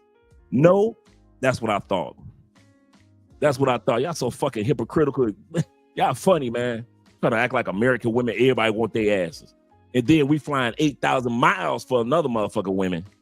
We will fly to Turkey for a bad motherfucker. We flying to motherfucker all the goddamn Arab nations. We got our ass all in Morocco. We all in Ethiopia and shit. We got our ass all down in motherfucking Honduras fucking. We fucking all through Panama and Costa Rica, just slinging dick in Argentina.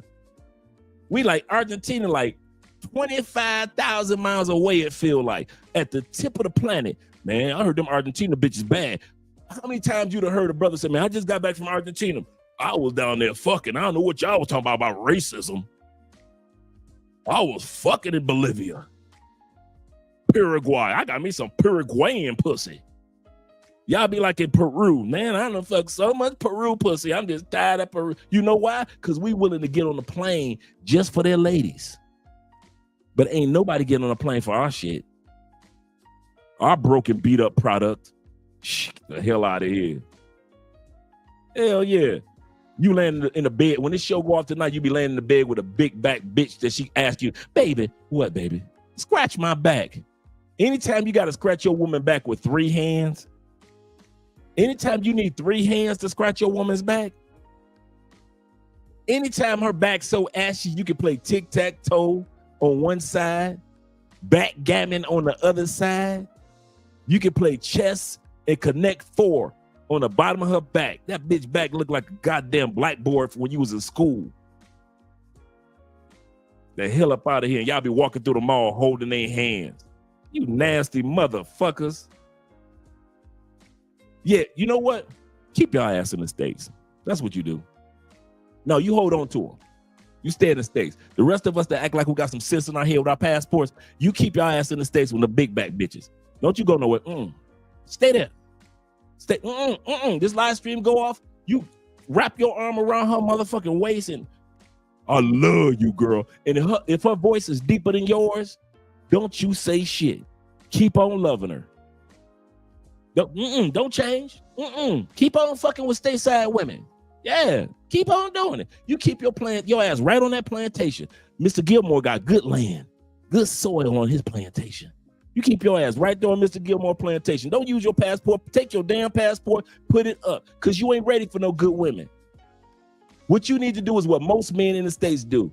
Get you a big bitch, check. Complain about the big bitch, check. Have babies by the big bitch that you complain about, check. And don't go no goddamn with your passport to find quality women. Check, check, check, check, check, check. That's what you do. A, get a big bitch. B, complain about the big bitch. C, have babies by the big bitch. And D, put your passport away and don't have no kids and don't have no options around the world. That's what you need to do. Fuck out of here. Nobody want them women in the States. Man, we got some fine ass women. Then why ain't nobody flying over to get them? Y'all can't answer that one. We got some bad bitches in it. Why ain't nobody flying over to get our bad bitches?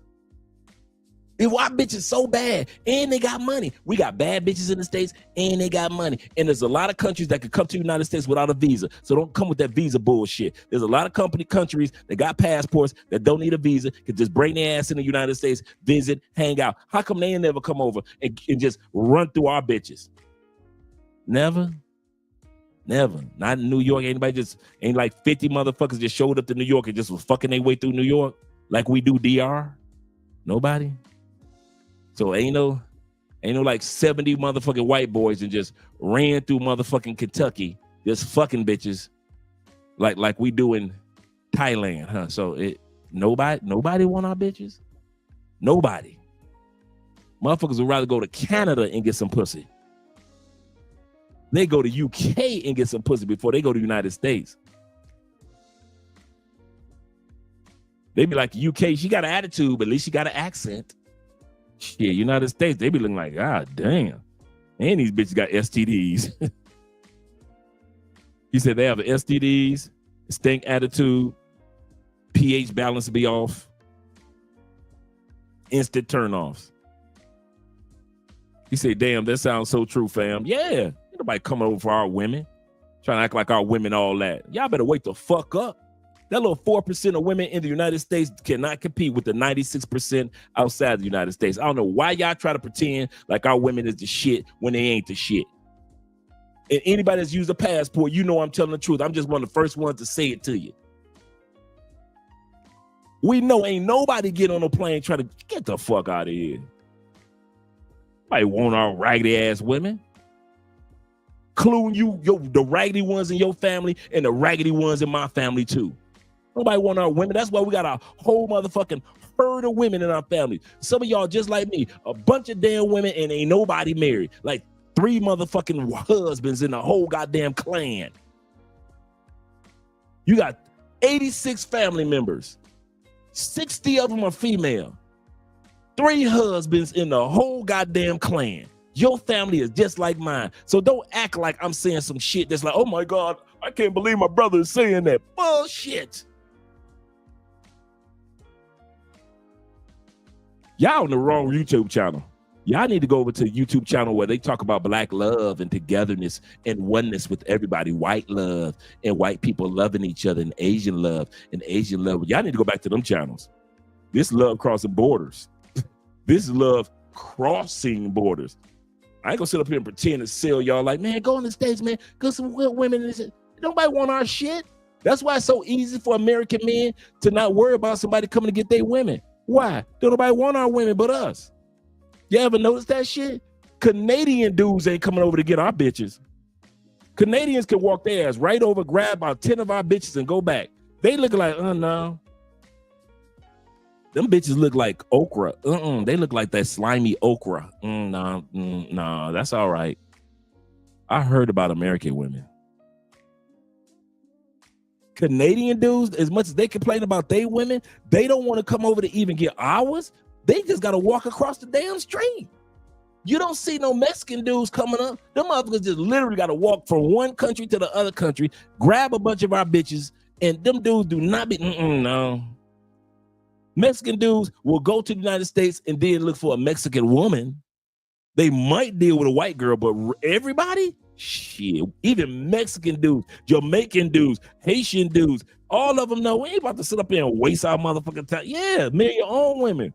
About to waste our time with them raggedy ass American women. Anytime Canadians don't want our shit, Canadians, right across the damn street. Y'all crazy, man. And then y'all want to look at me like he's mean, he's lying. He's like Michael Jackson say, I don't like Prince. He's a meanie. That's how y'all looking at me. Andre's a meanie. Shit. Y'all just don't want to hear the truth about our women. And I'm not even coming at our women. I'm comparing our women. I'm gonna say this again. I am not coming at the American woman. I am comparing the American women to the 96% of women that are in the world. And American women hate the fact that they got competition. That's why they don't like your ass to have a passport, because you discover that there are 96% of women in the world that don't act like her. And you discover that these women realize they've got competition. It's funny how 4% of the world, the women act like they ain't got no competition. I am independent. I am a 10. Bitch, you ain't wore a size 10 since you was 10. How the fuck you a 10? You all size 26 in jeans. Only in America do fat bitches get the participation trophy. Only in America. Canada ain't doing that shit. Ain't no other country except for a few other countries is doing that shit, giving big bitches participation trophies, telling everybody they're 10. You got women in Colombia that's fine as hell and will tell you to your fucking face, I am a Colombian 5. And you like, how the fuck is this bad motherfucker a Colombian 5? I'm not even the finest one in my family. How the fuck you ain't the finest one in your family? And then you meet her family. And you be like, she ain't lying. She a Colombian 5. I met her mama, her grandmama, her sister, and all her aunties. Them motherfuckers is so goddamn fine. She is a 5. She ain't lying. They ain't got no problem with tell you that. You be like, I'm fine. You fine, girl. They be looking at you like, am I lying? Brazilian women do the same shit. You'll sit up there like, girl, you beautiful. Bitch, no. You a fucking fine, sexy, fat ass, beautiful, deep dish dipper with a giant Afro Brazilian. God damn, girl, you fine. Fuck you mean? And then when you start looking around Brazil, you be like, she ain't lying. She,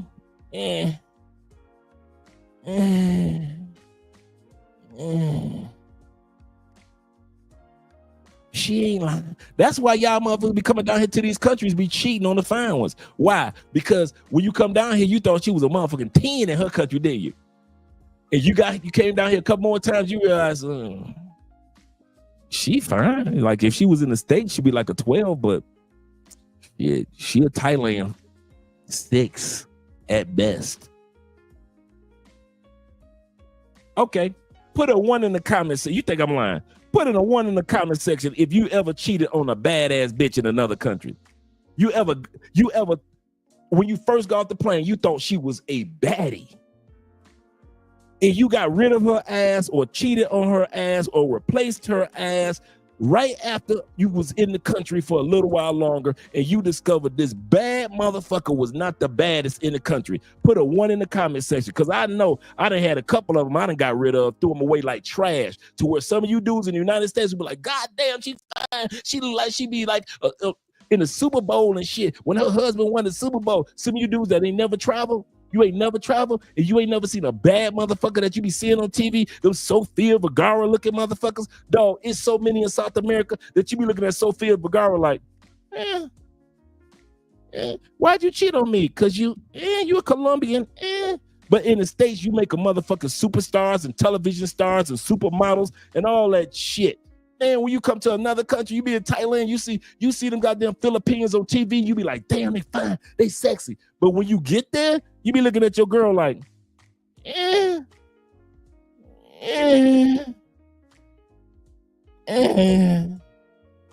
she cool and she a Philippine foe. She good people. She got a good heart. She a Philippine photo. And everybody else be looking at your woman like, nigga, foe, nigga, you crazy? Yeah, she a foe. Why? Because most of you Americans ain't never traveled nowhere and saw the 96% that's out here that have to compete. So they have to keep their body looking good and keep their face clear and have their outfit just right and have their perfume and their perfume smelling so good and their feet looking just right, because they know no matter how fine an American dude think they are, they already know in their own country they ain't nothing but a 4, 5, 6, or 7. The fuck out of here. I always tell dudes this. I say, every time you think you done seen the baddest motherfucker in South America, ain't no such thing as the baddest motherfucker in South America. Because she will tell you, I am not the baddest motherfucker in South America. She'll tell you. She will tell you to your face, girl, you the baddest motherfucker in South America. No, I'm not. No, I'm not. They know they got competition in these other countries. I'm not the finest one. Look at her. And you don't want to say nothing. As soon as she points a bad bitch, you be like, damn, she is finer than you. Damn, you fine, but damn, she is fine. Okay, you ain't the baddest bitch in South America. Shit. Y'all better stop trying to lock these American chicks down and act like you done came up. I be laughing at you American dudes. I ain't gonna even lie. I love America. I love American women, American dudes, but I be laughing at your ass because you think you got you a baddie. That nigga got him a baddie, dog. He got him a baddie. Man, your badass American chick, you take her ass outside of America, she looking like a motherfucking a waste of time. Nigga, I know pay-for-play women that look better than your bitch. Let me clear my throat. I know women that sell that coochie on a regular basis look better than your motherfucking wife on her motherfucking best day. She look better. I know bitches that's selling pussy while we speaking right now look better than your wife on your motherfucking wedding day, nigga. That's the #1 day in which women want to look the sexiest of all sexy, on the wedding day. I know women that's just regular everyday ass. Am I lying, fellas? Am I lying? Put a 1 in the comment section if you know women in other countries that's walking through the mall right motherfucking now that look better than most American women look on their fucking wedding day. God damn, I put a 1 in the comment section myself. All you motherfuckers that love to flex in the States think your bitch is the shit. You thought she was fine on her wedding day? Shit, I know bitches that work at goddamn UPS in South America, working motherfucking McDonald's in Thailand. I know a badass bitch in Japan that look way better than your motherfucking wife on her wedding day, nigga. You crazy? How the fuck 4% go compete with 96%? You niggas out your rabbit ass mind. And you can't let her go. That's what this episode is about. Let her go so you can go. I know chicks that live in the motherfucking village right now look better than your bitch on her best day jumping out of a G-Wagon. Your bitch jumping out of a G-Wagon with everybody hair in her head, on her head but hers. Everybody hair on her head but hers. She got cake up on, not makeup. Her shit is thicker than frosting. You come down to these countries, these females, man, have very little to no makeup on. All that hair is theirs. All the way down to their ass. Hair to her asshole. Naturally curly hair. Naturally curly afros. Ain't no wig nowhere in sight. In a 50-mile radius of that woman. Look better than your motherfucking woman on her wedding day jumping out of a goddamn G-Wagon, being pulled by 3 motherfucking stallions and shit, Clydesdales, pulling your motherfucking woman on your wedding day. Y'all be swearing y'all got some bad bitches. Y'all got some big back bitches. Y'all be bragging y'all ass off in the state. I got a baddie. Like, nigga, what? Yeah, for the U.S.? You better not take our ass outside the U.S. Do not take her ass outside. Dude, if you want to keep the baddie mindset set about your woman, I mean this, don't take your woman outside the U.S. Don't do that. Don't do that to that woman. If you love your woman, I'm serious. I mean this from the bottom of my heart. Any of you dudes The closest thing you want to do to your woman, if you got a woman in the United States, I'm serious. Take her ass on a cruise where she could be around other big back bitches. Do not take your woman outside the United States. Bruh, I know some motherfuckers that got women. I know dudes that got women that are some of these basketball stars, football players. They got some badass wives, don't they? Take that motherfucking wife of that football player. He got him a badass Ukrainian wife. Let that motherfucker take his wife from the States to Poland. Let him drop that badass Ukrainian wife in motherfucking Sweden. Go ahead. Drop your bad fucking ass Ukrainian wife in Germany. You're going to be in a fight fucking around thinking your bitch is the shit. And get your ass over there with them badass German chicks and the motherfucking Irish chicks and the badass motherfucking tall, sexy ass chicks in France. Dog, oh my God. Badass, tall ass UK chicks, the motherfucking chicks in Poland. Go on, keep fucking around. Go on, take your woman over there to Spain, fucking around. You're going to be looking at your bitch like, I swear, if I could just lose her, for about 2 hours, if I could lose her for 2 hours, if she could just disappear and go shopping for like 2 hours, I would fuck every bitch in Spain. The hell out of here. Thank you very much, Mr. Thomas, for supporting the channel. Appreciate you, brother. Appreciate you. And I haven't hit the cash apps yet. Shout out to you, brothers. My man Jay Carson of the Carson family. He said Dre had some good whiskey before this. Actually, I did. I'm just shooting my first shot of some alcohol from the Petronio Alvarez Festival. You know, this is the Afro-Colombian drink. And so this is my first shot, really. And all of their drinks is made for stamina of men. Shout out to the Blackest Night in the building. He say, shit, if she could just take her ass to the bathroom for 5 minutes, I'm fucking something. I'm on my way to the bathroom in France, bitch. Okay, I'm about to go fuck something. I got 5 minutes to fuck. Seriously, man. And I'll be looking at y'all eyes when y'all be bringing y'all women from the States. Y'all dumbass want to bring y'all women to Cartagena. That's how dumb stateside dudes are. We going to Cartagena together, baby. Man, I be seeing y'all in Cartagena, miserable than a mother. What the fuck was I thinking? Tori in the building says this. He said, just remember, when you get to your chosen country, you can't have them all. This is so true. I know quite a few dudes that's like, Dre, my problem is not that I can't get the women in these other countries. My problem is, Dre, I don't know which one I want. I got so many of them, man. They so nice and they so feminine. They so, they successful in their own right and they're good women. Dre, how do you settle down with one? You just pick one and sit your ass down somewhere. Dude, I've come to the conclusion I can't fuck them all. You can't. Dude, you will lose your mind trying to fuck every female in the Philippines, trying to fuck your way through time. Nigga, you will be 60 motherfucking years old and you are 23 trying to fuck your way through Thailand. When you are ready to settle down, just grab you a good one, because there's so many good ones, and sit your ass down somewhere. That's it.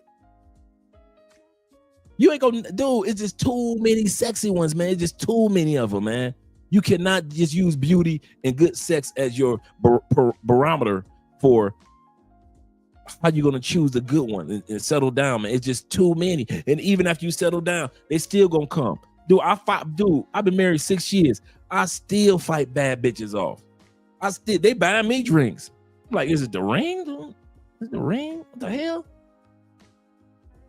He said, imagine going to Colombia, Brazil, DR, Puerto Rico with Keisha and Karen. I don't see how dudes be doing that, but they do. I don't know how they be doing it, but they do. Let's get back to the video, gentlemen. So you can go. It's tonight's topic. I operate out of love. Like, I don't get mad if a woman be like, I just don't want to do this anymore. Well, I love you so much, I want you to be happy even if you're not with me. Blessings on your journey. I don't chase, I replace. Sometimes. I don't chase, I attract. You can chase a woman sometimes. That's a game. I'm not about to chase nothing. I don't want nothing that don't want me. But women say things they don't mean sometimes. That's cool. So you're just. But they got some real women out here that say everything they mean. I've had some great relationships, and guess who fucked them up? Oh, you? Yeah, I fucked them up. Because I wasn't ready to receive that type of love. Women don't chase you because you make yourself too easy to have. The moment you meet her, you drop everything. Your routines, your goals, your friends, your gym time. Everything gets rearranged around her. Now she knows you'll always be there, no matter what. And here's the problem. When she knows you're always available, you're not exciting. You're not a prize. You're a guarantee. And nobody values guarantees. You don't need to ghost women, but you do need to have a life that's already full. Your business, your hobbies, your purpose. Those things come first, and she fits into that, not the other way around. And when your time becomes rare, when your presence becomes earned, that's when she starts to chase you, because scarcity creates value. Women don't want a man who makes her his world. She wants a man who has a world she wants to be a part of. Follow me if you're done simping and ready to become the man women actually chase.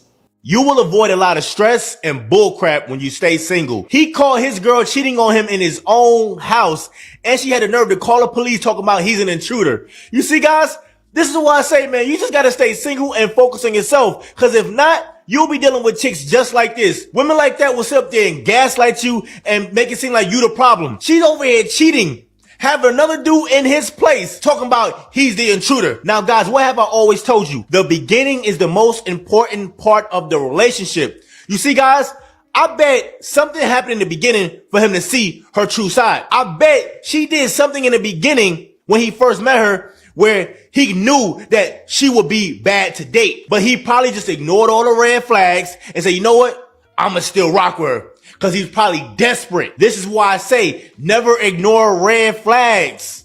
Don't ignore them. Be on your P's and Q's. Don't be desperate. Because when you're desperate, you will end up in situations just like that. If it's between me or another person, just choose the other person. Just choose the other person. Because the person that really wants me isn't ever going to have to choose me. They're never going to put me as an option to where they're going to have to choose me or another person. So if it's me or another person, choose the other person. Because I'm not competing with anybody. I'm going to stay to myself a little bit. You know what I'm saying? I gave everybody a chance to even cherish me and deal with me and support me. And if they did, they stayed. You know what I'm saying? But if they didn't, they'll never see me again.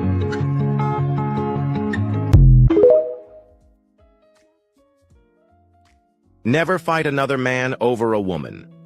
A man should never fight another man over a woman because it diminishes his self-respect and places his value in someone who may not even be loyal or worthy of such a sacrifice. Never fight another man over a woman. Never fight another man over a woman. And never fight yourself over a woman. I'm going to say that one again. Don't you ever find you in a battle with you over a woman. A lot of times, like he just said, don't battle another man over a woman, which is true. But that's not the number one problem with many men. Number one problem with many men, you are in an ongoing battle day and night, fussing, cussing, weapons out, no hold brawl against yourself when it comes to a woman, a certain woman. Everything in you is trying to get you to the other 96% of the women. And you are kicking and screaming and dragging and fighting and arguing and giving excuses to you in a battle royale to stay in the States with your big backs. You will tell you excuses you will not tell anybody else. You allow you in ways You ain't never lied to a woman. You will sit up there and con yourself, scam yourself, trick yourself, be conniving to yourself, be crafty. You think women crafty? You more crafty to yourself than a woman would ever be. Don't you ever be crafty against yourself for a woman. Are you crazy? What is wrong with you? If life is trying to tell you, I'm trying to take you in a certain direction, open up certain doors, bless you in a certain way, and sometimes I need to alleviate all the women, including your big back, you better let life alleviate that big back bitch to open up all these doors of blessings, because you can't have both. Why? Because some women will take, once you get blessed, spend it all, waste it all, get jealous of you for having it. Some of y'all women, see, some of y'all don't want to admit this. Your woman is only made for the broke you.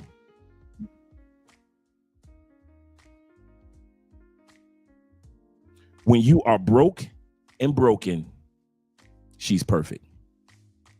When you were broken, you was in jail.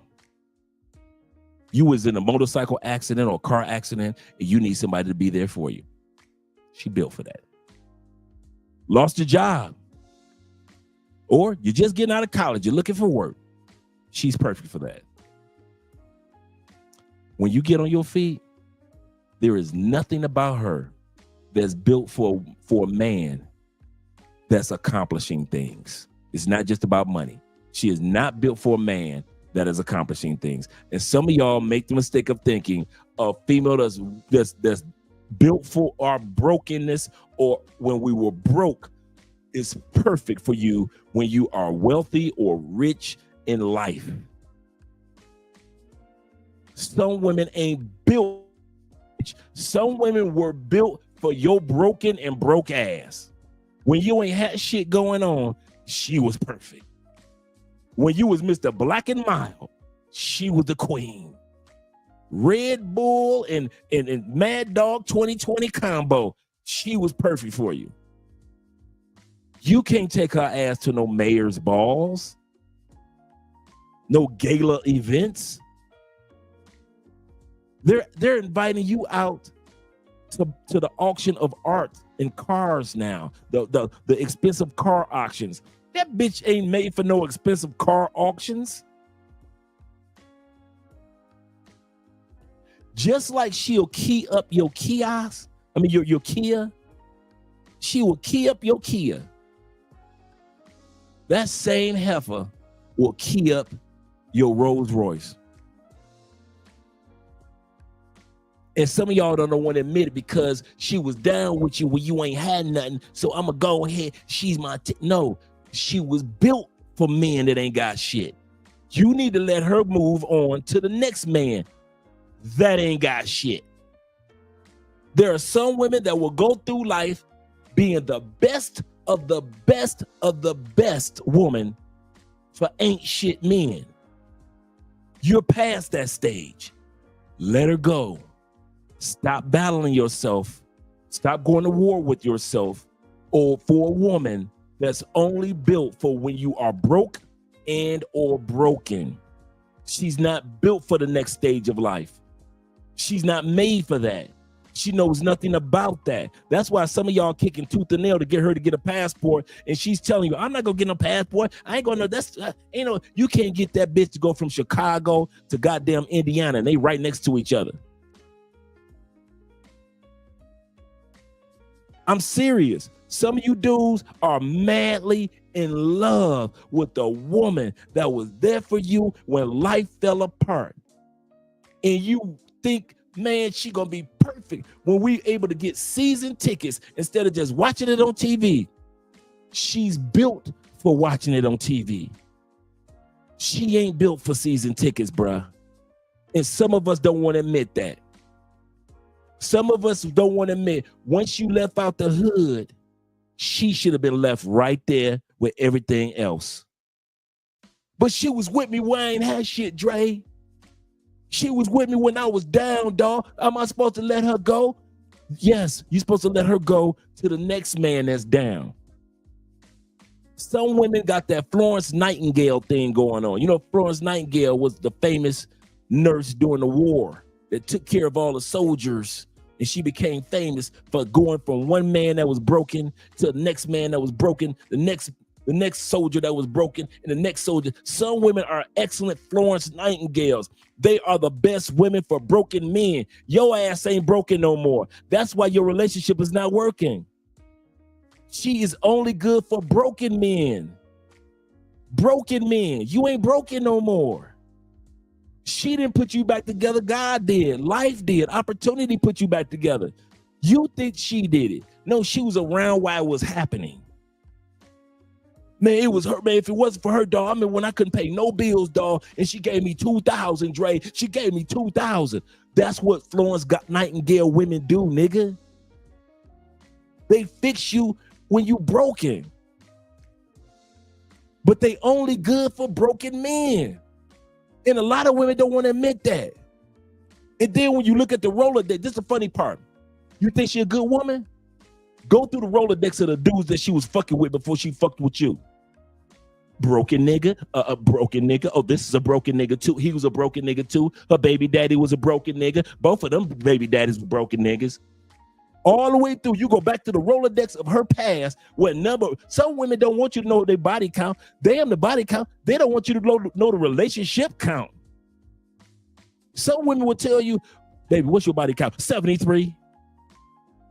They don't give a damn about telling you the body count. Now you ask them about some of the relationships in the past. It was his fault, his fault, his fault, his fault, his fault, his fault, his fault, his fault. Why?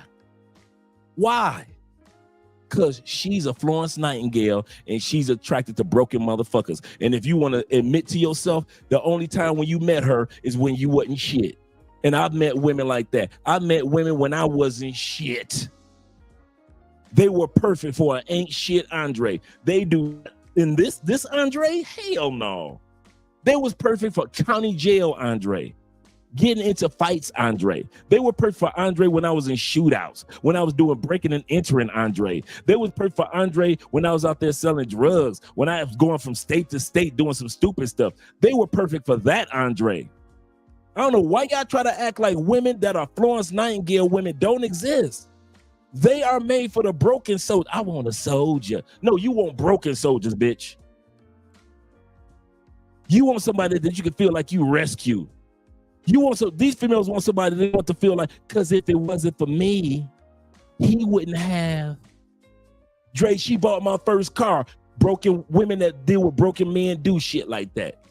Dre, she helped me get through my first year of college, dog. If it was women that deal with, women that deal with broken men, they got all the rescue. They open up that goddamn doctor's bag. All type of shit to save a life is in there. They are professionals at saving a motherfucker life. They've been dealing with broken men their whole life. They like, what you need? You need come on, you need some place to stay. Come on, I got that for you. You need a meal? I got that in my bag right here. They got more tricks in their goddamn bag than Phyllis the goddamn cat. Just a bag of tricks for in the rescue motherfuckers. And then you try to pull her up and you wonder why it's not working. Why y'all always arguing? Why y'all always disagreeing? Why y'all in a divorce? Why? She's made for broke and broken dudes. Stop trying to pull her up. We gonna do this together, and then when I get on, we gonna do that. No, you ain't. When you get on, the relationship gonna fall apart. Why? Because she only made for broken motherfuckers, and you ain't broken no more. Y'all gotta come to a conclusion with that one. Stop arguing with yourself. Stop battling yourself. Stop looking in the mirror like, man, I'm gonna make this work. No, the fuck you ain't. No. And the more successful you get, the worse your relationship gonna get. Why? Yeah, you changed. No, you didn't change. You're trying to change somebody. That's the mistake you're making. You didn't change. Your mistake that you're making is you trying to change a chick that goes from broken dude to broken dude to broken dude to broken dude. Yes, they will bitch about it. They'll be all over social media. Men ain't shit. I want to be a white man. All that bullshit. But notice, when they broke up with you, you ever notice when your ex broke up with you, who she get with after that? Oh, another broken motherfucker? Why? Did they get with somebody that was better than you? No. Who they get with? A broken motherfucker that was broken like you were when you first met her. You caught that? Some of y'all can call up your exes right now. Ask her who she fucking with. It's a broken motherfucker with 9 motherfucking baby mamas, no job. He ain't got no motherfucking future. And he got a half a pack of Black and Miles. And you reflecting like, damn. That's how it was when I met her. Some of y'all don't realize your ex is dating you when she first met you, not the new you. Some of them bitches were going from a broken dude to, that's why when I hear women complain about men, bitch, you like broken dudes, shut up. You ever notice they bitch about us getting married to somebody like 3 years or 3 months after we done left their ass? Girl, I was with him for 9 years and I made sure that this and I took care of him with that, and we broke up and he married that new Asian bitch in 3 years. Fuck him and his Asian wife. You know why? The Asian wife was made for the life that you were heading to. The other bitch of 9 years was made for only all the years that you was broken. That's why you ain't never married her. You was broken. She was good for the broken you. So stop trying to battle you on the inside. Make a relationship with a woman that was only good for broken motherfuckers. And a lot of you dudes are in love with a chick that like broken men. You got your ass up here in life. You met her when you was down here in life. She's been perfect for this, and you try to make her better. And the higher up you go, the worse your relationship get. Why? She only made for Black and Mild motherfuckers. You better get your shit together and stop battling yourself. Should I not? Yes, you should not. Do not be with her. Y'all making life harder than what it is. Y'all making life harder than what it is, man. And you know I'm telling the truth. There are some women out there, you got a sister. You've been around your sister your whole life. How many times have your sister been with a broken motherfucker? Oh, several? Every time you tell your sister to get a good man, she decided to be with a broken motherfucker. Have you ever noticed when your sister got with a good man, it only lasted for like 3 dates? You ever notice that? You can introduce your sister to an amazing coworker. Your sister don't last 3 motherfucking dates. But she will be in love with a raggedy motherfucker for 3 years. You can tell her like, sis, you need to let him go. Why you keep messing with this clown? You ever see your sister fucking with somebody that wasn't shit for so long, you just start shutting up and just let it go?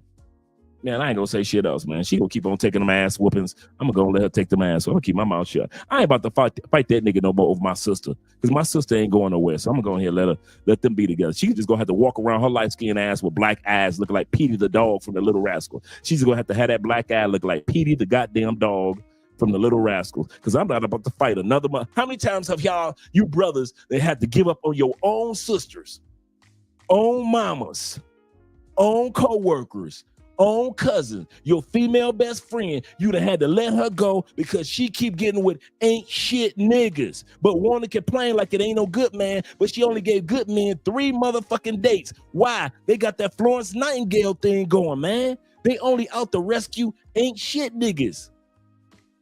And when one of them ain't shit niggas become somebody, they don't want to deal with that motherfucker. No matter. He boring. He's not adventurous. He's not spontaneous. Your ass can have half a motherfucking mansion. You could be Elmer J. Fudd, millionaire. I own a mansion and a yacht. Elmer J. Fudd, millionaire. I own a mansion and a yacht, and she will leave your mansion and a yacht having ass for a raggedy motherfucker. She will cheat on you with the raggediest motherfucker in the city. Why? They are built for ain't shit men. Let them go. Stop trying to build that nostalgia of, man, but she was with me, Dre, when I ain't had shit, dog. What am I supposed to do? That's dirty, dog. Dre, you talking dirty. No, I'm not. Okay, if I'm talking dirty, how come all the other ain't shit niggas that she was with before you let her go? If letting her go is such a bad thing, it's a sin unto God to let her go, how come it wasn't no problem with all the other ain't shit niggas to let her go before she met you when you wasn't shit? Now you know the difference between all the dudes that left her in the past that wasn't shit and you the only goddamn simp that's willing to sit back and feel guilty if you leave her. You the only one. Ain't none of them niggas, all them dudes that ain't shit, all they want to do halfway is come back and get the pussy one more time and leave. They ain't trying to get no relationship with her ass. Why? They moved on. You the only dude that she met that wasn't shit like the rest of them dudes. You became somebody, and now you go feel guilty like a fucking simp for leaving her in the name of, but she was with me when I ain't had shit, Dre. You the only one. All the rest of them dudes knew she built for ain't shit dudes. You the only one that try to pretend like she not. That's why your shit ain't gonna work. I give you a statistic. You know how all the women visit their man in prison? I'm down with my man, he in prison. Send him money, come see him on visitation. She ain't gave that pussy to nobody in 3 years, 5 years, 2 years, 7 years. She ain't nobody touched that pussy. She done got some toys and everything else. Did you know this? After all that she put in and all that you talking about you love her, I'm gonna marry her when I get out. All that. We got married while I'm in the joint. Did you know this? Out of all federal, state, local jails, 85% of the time when you get out of a state jail, local jail, federal jail, did you know 85% of them don't even last 3 years? That bitch that did 7 years with your ass ain't gave nobody the pussy. Raised the kids. Kids was 3 and 6 when you went to jail. Raised the kids. Was always up there on visitation. When the jail said you can come visit your husband and have conjugal visits, all that. 85% don't even last. They're only good for when you ain't shit and you in jail. Once you get out and you a better man, it don't work. 85%. That is a hella percentage after all that time that you put in loving her and all that time she put in loving your ass while you in jail. And 85%, if she had known, she had an 85% chance that whatever is going to happen the day that you got out within 3 years, that shit wasn't going to even work. And she just did 7 years waiting on your ass. Shit. You think she would have left you? She should have been left your ass. You should have been left her alone. You got an 85% chance that shit wasn't gonna work. Why? Because while you in jail, you ain't shit in life. As soon as you get out and you start to going to work and you getting yourself on track, you going to school and you promote your life, all of a sudden arguments start. Disagreements start. Misunderstandings start. Why? They only good for when you ain't shit. Hate to say it. The problem with a lot of you dudes don't want to admit. So what you saying, Dre, is she only got with me because I wasn't shit. Yes, that's what I'm saying. She only got with you and she only stayed with you because you were a project. Something that she felt that she could fix and repair and say, look what I did.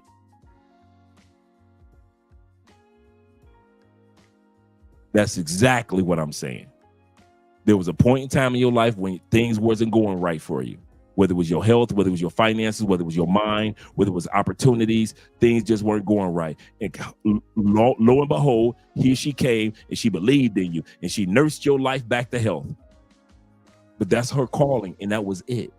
I'll say it again. That was her calling to nurse a man back to life. It was not her calling to be a man's best first lady. Some women are the Florence Nightingales, the nurse.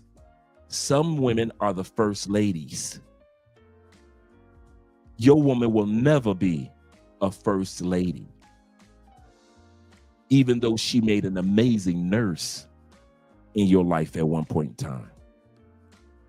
Ain't shit about her, say First Lady.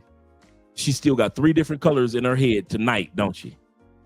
She's still wearing slippers and pajamas to Walmart, don't she? See, when you was broke, you ain't give a fuck about her wearing a bonnet, did you? You ain't care nothing about her plastic-looking weave, did you? You ain't care how one of her eyelashes fell out. You ain't give a damn. She had one eyelash. You ain't give a damn. Why? Because you was broke and broken. You wearing motherfucking pajamas and goddamn wife beater to Walmart too. You wasn't shit. She wasn't shit. Y'all was broken together. And she helped mend your life. You think you gonna walk through Walmart with her now? With the bonnet and the weave? Hell no. Stop arguing with yourself and let her go. Let her go. Let her go. He said, I had to let go with 3 women because they love to get their ass. Man, I had a woman like that, man. I was like, this ain't for me. Tried to make it work, and I was like, nah, you like violence. I said, I like freaky violence, but you like real life, call the police, somebody end up dead or a scar on their body type of, but nah, this ain't me. Yeah, never mention marriage. Never mention marriage. Let's go back to the video, gentlemen. Here are 15 reasons why a man should never put himself in a position where he feels the need to compete physically for her attention or loyalty. 1. A woman who wants you will make it clear. If she's entertaining another man while keeping you around, you're just an option. Move accordingly. 2. No self-respecting man competes for a woman's attention. The moment you start proving yourself, you've already lost. Women naturally choose the man they respect the most. 3. A high-value man doesn't beg for loyalty. If she can't see your worth without comparing you to another man, she's not the one. Let her go. 4. Women don't get confused about men. If she's unsure about you, it means she's already leaning towards someone else. Respect yourself and step back. 5. Fighting over a woman is the fastest way to lose both your dignity and her respect. No woman is worth sacrificing your pride for. A real man builds. He doesn't beg. 6. The man she truly wants doesn't have to compete. She makes time for him, prioritizes him, and treats him differently. If you're not getting that, she's not yours. 7. If a woman allows you and another man to fight over her, she doesn't love either of you. She loves the attention. Step out of the game. 8. The strongest move is silence. When a woman sees that she can't manipulate your emotions, she will either respect you or expose her true colors. Either way, you win. 9. A queen doesn't put her king in a position to fawn over her. If she's playing games, she's not a queen. She's a liability. Drop liabilities. 10. You never lose a woman who's truly meant for you. If she walks away, she was never yours to begin with. Let weak men fight over temporary women. You focus on building your empire. 11th, women respect men with standards. If she's constantly testing you, she's trying to see if you'll break. Stand firm. If she disrespects you once, it's her fault. If she does it twice, it's yours. 12. The moment you start chasing, she starts running. The man she truly desires doesn't chase, he attracts. Work on yourself, and the right woman will follow. 13. If she loves drama, let another man entertain her. Your life as a man is already a battlefield. Don't add unnecessary wars over a woman who doesn't value you. 14. A king doesn't compete for a woman. He focuses on building, leading, and protecting what's his. If she's not loyal to the kingdom, she's not fit for the throne. 15. The best revenge is self-improvement. Don't fight him. Don't argue with her. Just elevate yourself until they both become irrelevant. A real man never competes, he replaces. If you enjoyed this video and found it valuable, don't forget to like, share, and subscribe for more insightful content. Thanks for watching, and I'll see you in the next one. Why would you want to be in that? Why would you want to be in a relationship where you have to beg somebody to stay, where you have to beg somebody to be, where you have to wear them down to the point where they're going to not continue to pull away from you? The reality for a lot of us is that we only want those things is because we convinced ourselves that we're not going to get anything better. Our mindset has been so focused on this thought that if this leaves, there's nothing better after. I promise you. I don't even know you. You're listening to this. This is a promise that nothing that is good for you is going to force you to get out of your character to keep it. Nothing that's good for you is going to force you to have to beg and plead and say, please stay here. It's going to want to be there. It's going to ask to be there because it's mutual. It's not just you begging. If it's good for you, you won't have to beg it to stay. Let it go. And if you continue to do these things just because you think that this is the most balanced you possible, you need to understand that that's a lie.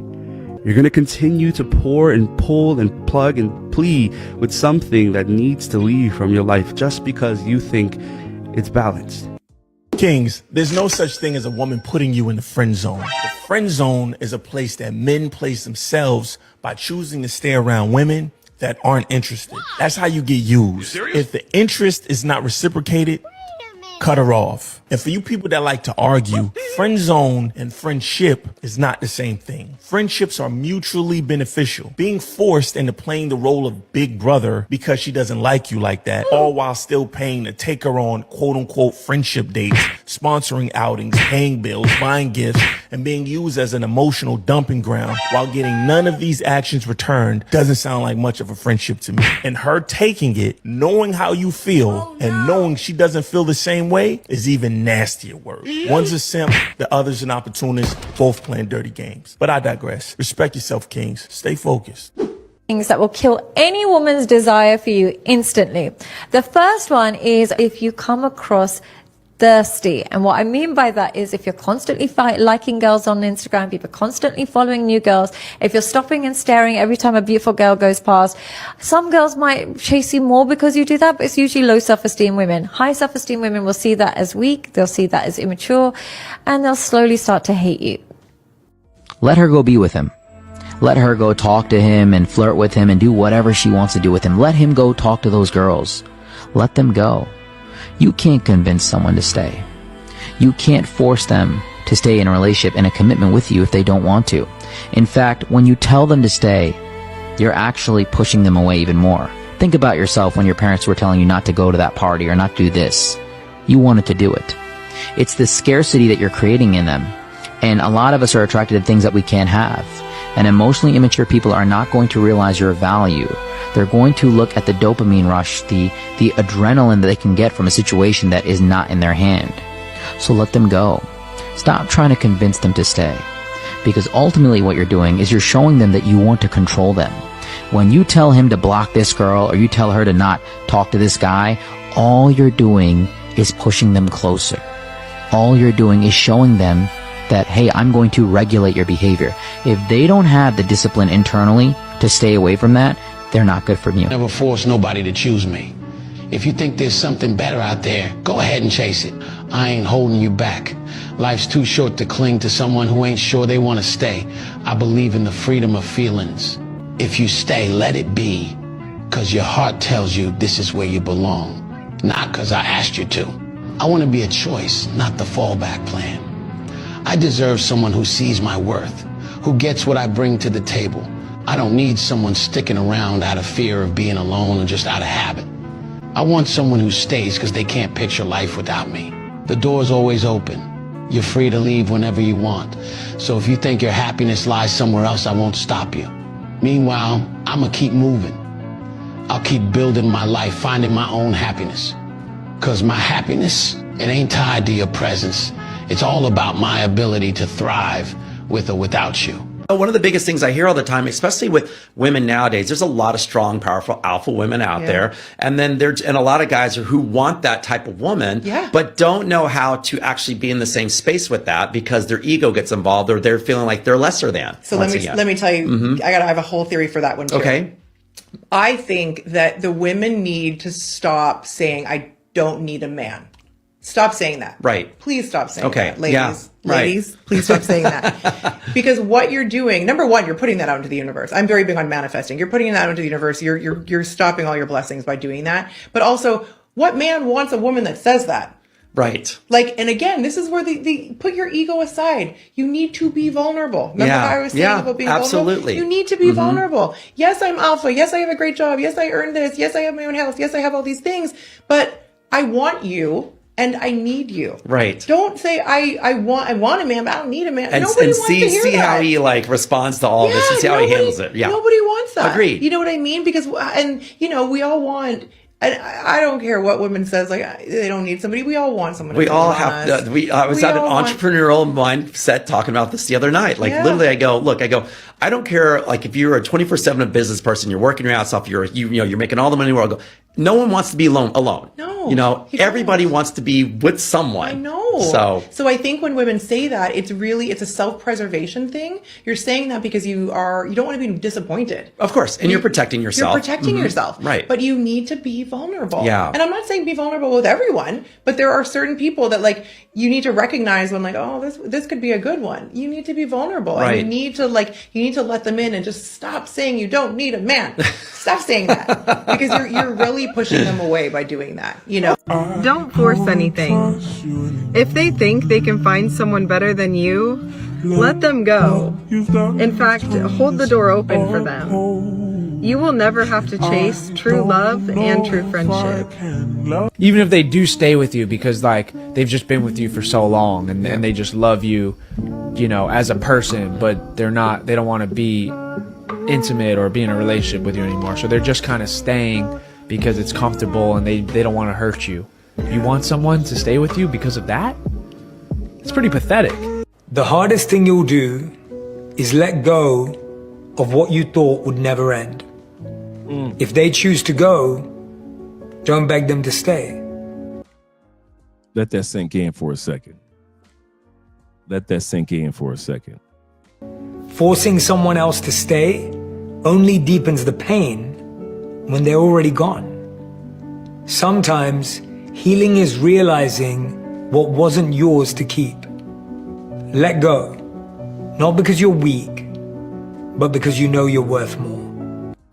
3 signs for you to know it's time to let that bitch go. Number 1, stress. If she's bringing any added stress to your life and no peace, guys, anything that is meant to bring peace into your life is not going to stress you out. It's not going to be hard. It's not going to be horrible. Number 2, if your pockets go from racks to flat. Not gonna lie, fellas, if you got anything over 10K in your bank account and that shit goes from 10K to $100, you gotta let her go. She ain't nothing but a liability. She's gonna have you broke faster than a joke on a Sunday. Number 3, if she's not a helpmeet. Guys, the proper function of a woman, first and foremost, biblically, is to be a helpmeet to the man.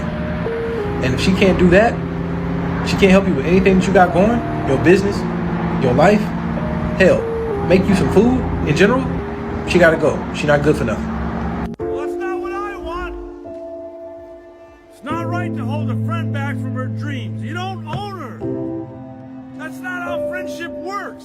You need to let her go. Hey.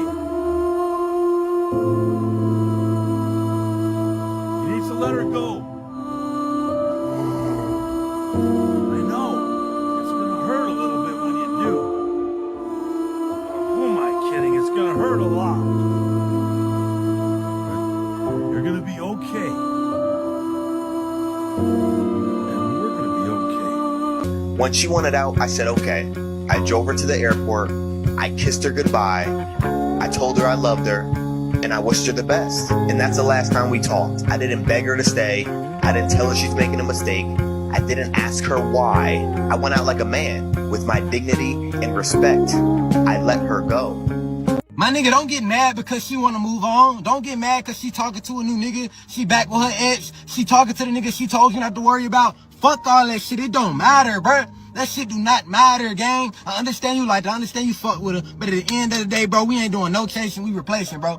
Tell that bitch to go where she happy at. You say you love her, cool. Release her with love then, gang. Let her go be happy. Let her go find a nigga she think better than you, bro. Let her go do that shit, bro. But you being all in your feelings about that shit not gonna do nothing, bro. You going being all mad cause she wanna move on, because she said she need time to herself. She need to focus on herself. She needs a break. Whatever it is, bro. She told you them things and you and your feelings about that shit, that's not gonna do nothing, gang. If a girl says she need a break, she need time to focus on herself, or it's not you, it's me, she hit you with one of them lines, gang, it's a new nigga involved and she moved on, bro. She already mentally checked out, so let her go and go on, gang. But you trying to force a bitch to stay in your life, or you being fucked up because your girl not in your life, not gonna get you nowhere, bro. Now I understand you gonna think of it at times, you gonna reminisce about the good moments and shit, I understand. But you just being so fucked up by that shit ain't gonna get you nowhere, gang. No relationship, no fucking relationship you in with no girl should never have that much power over your life, bruh. And that's real shit. You gotta let that bitch go. Let that fucking woman go. She ain't fucking coming back, bro. That's the harsh reality. The reason why you have a hard time letting your wife go, ex-wife go, your ex-girl, or whatever you want to call her, is simply because you keep envisioning and you keep imagining and you keep holding on what it was or what it could be instead of focusing on what is. Brother, I know y'all was together for a long time. I know she sucked y'all off real good. I know she rubbed your back. I know she spoke to you good and all that fucking shit. She don't want to be with you no more. Whether she don't want to be with you no more because of something you did or because she simply feels like you're no longer the best option for her. Whatever it may be, that don't change the harsh reality that she doesn't want to be with you no more. And bro, before he goes any further, I need to have a short conversation. We're going to keep my conversation short. To those of us over 50, I got you.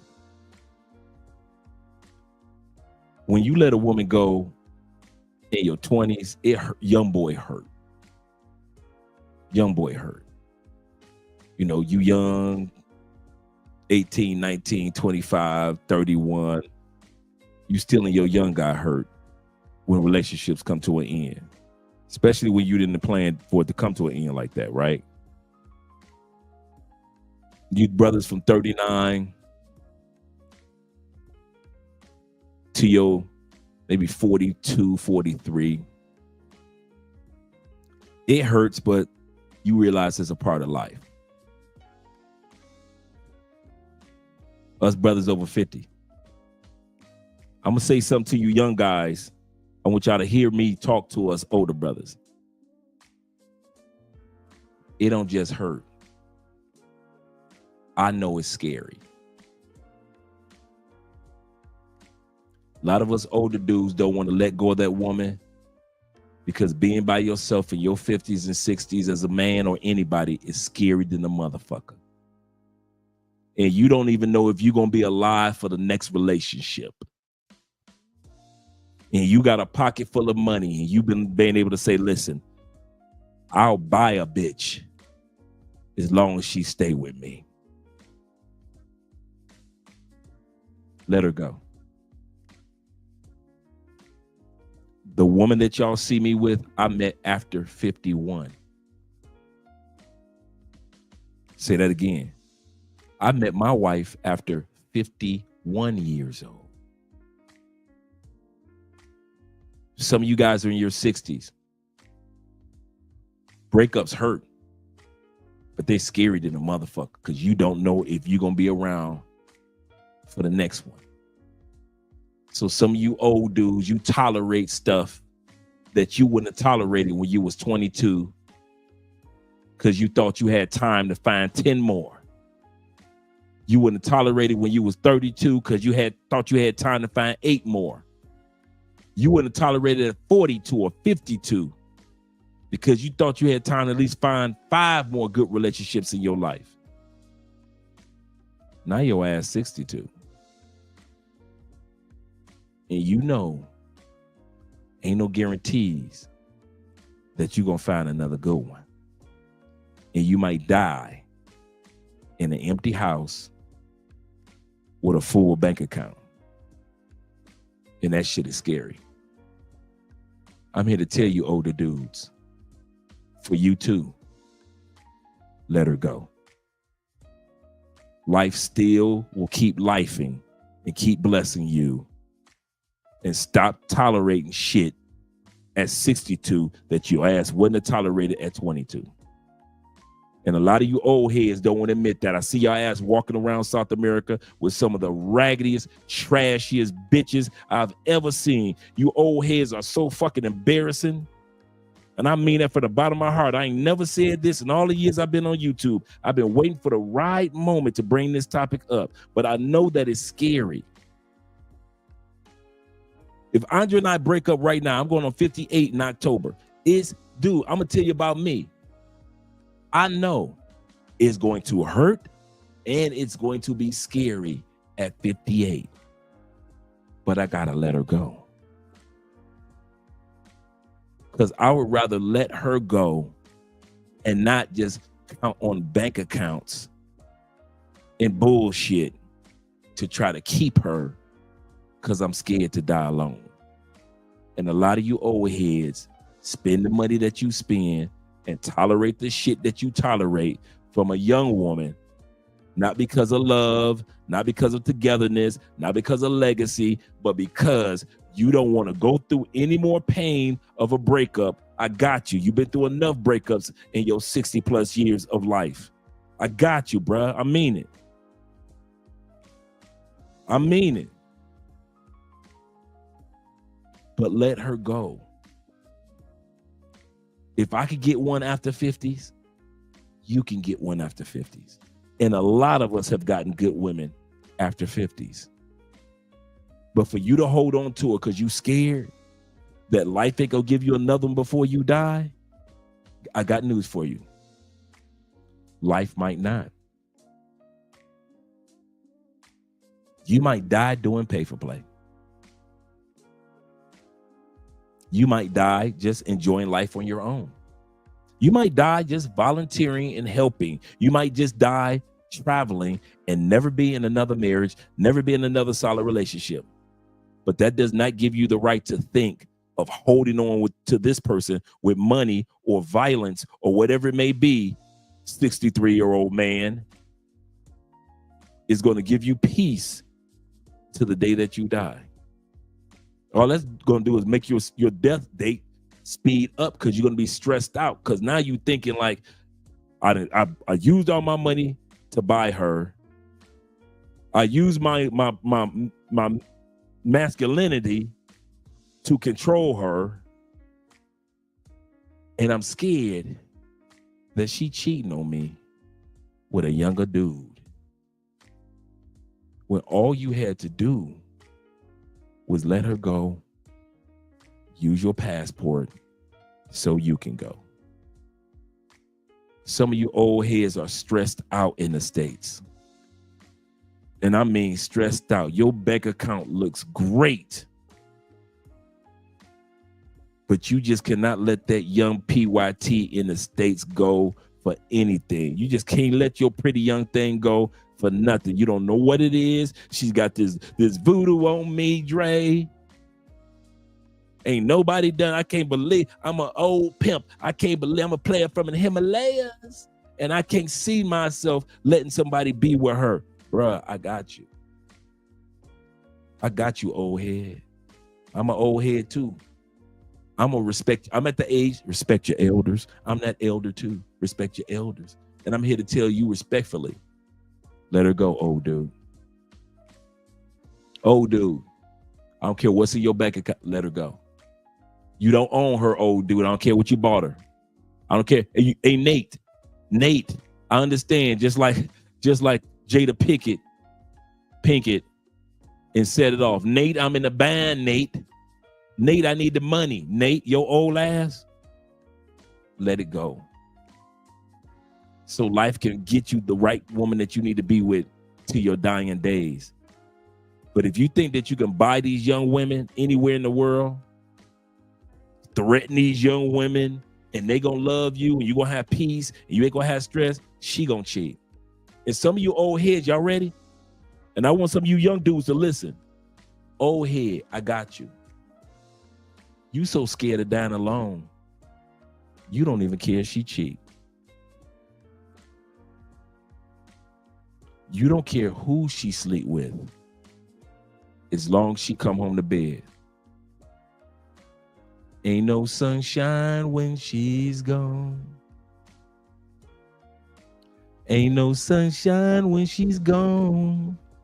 This old house just ain't no home. Anytime she goes away, you don't care. She could be running the streets. You know that she put that skirt on. You know that's the night she going out getting her some young dick. At least in your mind. And you too scared to let her go. You give her the money for the hotel room as long as she don't leave you. Old head, I'm here to tell you, you don't have to live that way. You don't have to live that way, bruh. And I know these cameras will go off, these lights will go out, and some of you old heads will try to tell me I don't know what the hell I'm talking about. I see y'all, I've been seeing y'all do that ever since I was a young dude.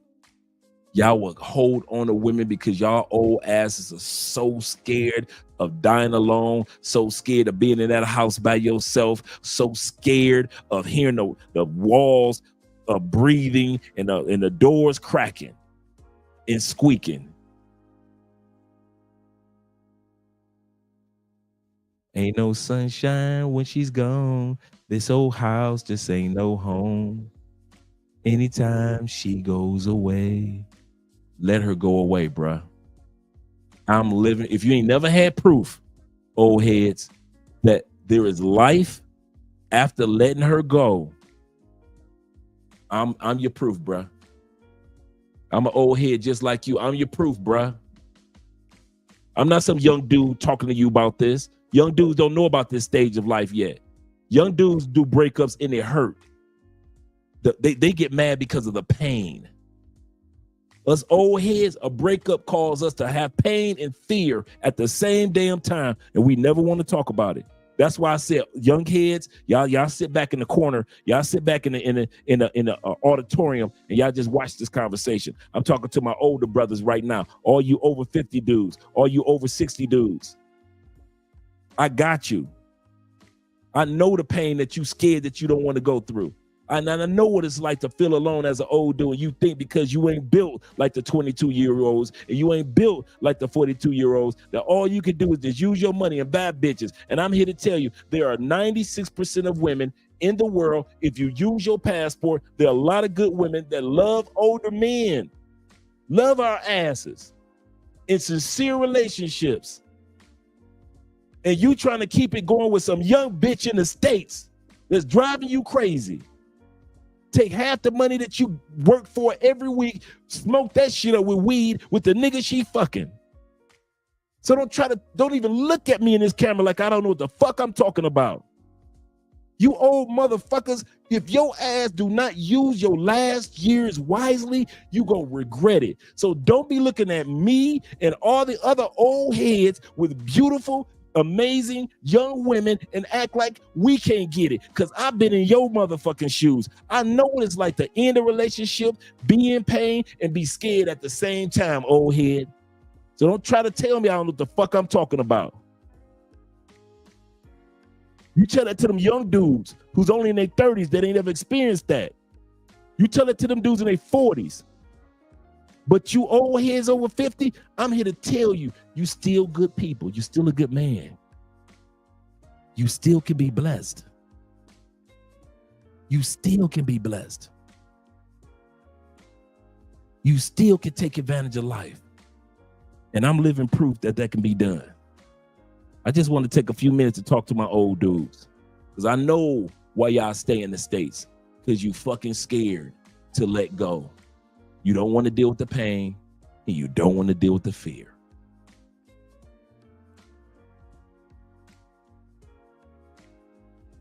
Brother, that's simply okay. You are strong enough, you are man enough, and you are valuable enough to pick up the pieces from your heart, move on with your life, and move on in the proper direction, and go be with somebody who values you, who loves you, and who treats you good. But besides that, you can go move on with your fucking life, and you can have a quality and fulfilled life with or without a fucking woman. Everything ain't centered around a goddamn woman. Fuck the bitches right now. Fuck the women right now. Fuck the woman who left you. Fuck that shit. What do you want to do with your life? What do you envision for your life? How does this shit make you feel? Don't you want to be happy? What the fuck you want to do for yourself? Why you so concerned about a bitch who don't want to be with you no more? Fuck that woman. Let that woman go. Let her fucking go do whatever the fuck she want to do while you sit here in the fire, you sit here in the hurt, and you move on with your fucking life and you get through it and you make sure you never go through no shit like this again. So fellas, let that woman go.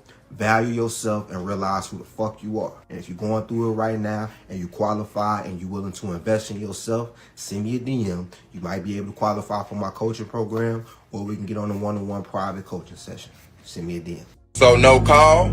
I understand. No text? I understand. You don't got time for me? I understand. But when you see me, with someone else, and I'm happy, like Pharrell say, and I'm jumping like a kangaroo, and I'm out here smiling like it's Christmas morning, and I'm posting them too. That's when I hope you understand. Let her get a shot with somebody else. Let her get a shot. Because regardless, it don't even matter, bro. It don't. Because at the end of the day, she's gonna go regardless. Because it's so much that a woman could take that'll make her just be like, I'm done. That's it. It's over with. Bye. So why not let her just be with somebody else? Save yourself to her. Save yourself the trouble. It's because you don't know how to live with being by yourself. Or you don't know how to live with just being alone with your thoughts, with your mind, with your mental, with your hurt.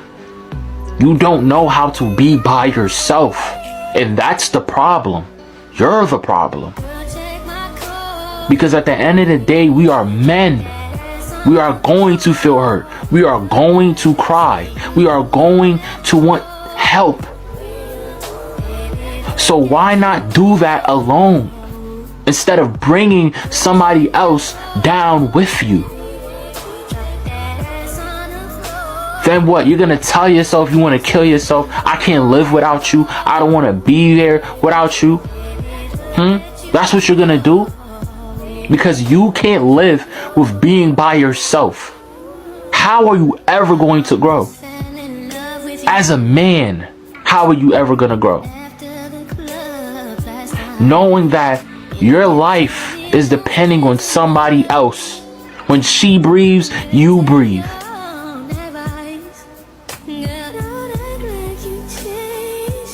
Stop, bro. Because you have the potential to be great, but you're holding yourself back because you want somebody to tag along with you. Stop. Stop. Just stop, bro. Never, ever, ever chase a woman. My brothers. Never try to build a case for a woman to stay with you, to go out with you. Never ask a woman multiple times to spend time with you. Never try to convince an existing woman to stay. If she wanders, let her go. Let that bitch go. Let her go. Fellas, a lot of you guys have a very hard time letting go and detaching away from a woman. And it's completely understandable. I've been through it. The guys I coach go through it. So I'm gonna fucking help you out and finally get you to a place and let this bitch go. You have to understand that true healing is not never thinking about the woman again. True healing is never having memories, flashbacks, and wondering what she's doing, thinking about what if and all of that wonderful shit. True healing is when you can think about the woman and is no longer associated with hurt. I don't give a fuck what nobody tell you. You cannot just snap your fucking fingers like you Thanos and never think about the lady again. I was together for a year, 2 years, 5 years, 10 years, or whatever it may be. So you're not just gonna be able to snap your fucking fingers and never think about this fucking woman again. That's not how that shit works. But what you can do is start valuing yourself. So yes, when you get up in the morning, you're gonna think about it. Still take your ass to the gym. Yes, you're gonna think about it when you in the shower. Still wash up under them arms, wash up under them balls and say, damn, I'm gonna miss her, but I gotta go get me a new woman. I gotta become better. Yeah, you're gonna fucking miss her, but still put on your nice suit, put on your nice jewelry, put on a nice watch, and feel good about your motherfucking self. Yes, fellas, you're gonna fucking miss the broad. You're gonna miss the woman. That's fucking natural. But you still have to be stoic, and you still have to get up and do what the fuck you gonna do. You gotta work on your fitness, your fashion, your finances, your mindset, and your appearance. You have to work on becoming the best version of yourself. And it's within you doing those daily fucking habits, those daily activities that will allow you to look in the mirror and be proud of who the fuck you are. And then once you go outside and you seeing that you getting attention and validation from other women, you're gonna say, damn, these bitches still love me. These women still love me. What the fuck was I tripping about that one for? So if you're having a hard time letting go of the woman, you're having a hard time detaching from a woman, that's how you do it. Don't focus on not thinking about it. Focus on when you think about it. You still do the actions. You still do what you're supposed to do. And you still use that energy to become the best version of yourself. If you need any additional help, send me a DM. She doesn't see you as the guy in her life. And here's I'm gonna tell you why. Because if you were the man, like if you were the man in her eyes, she would know, I don't even want to look anywhere else. I got what I want. And I'm not saying this to shit on your confidence. I'm saying this to tell you, let her go find what she wants. Leave her alone. Don't try to like squeeze or make her something she's not. Like let her go do what the fuck she want. Guess what? Time go on, you might not even want her anymore. You might not even want her as badly as you do now.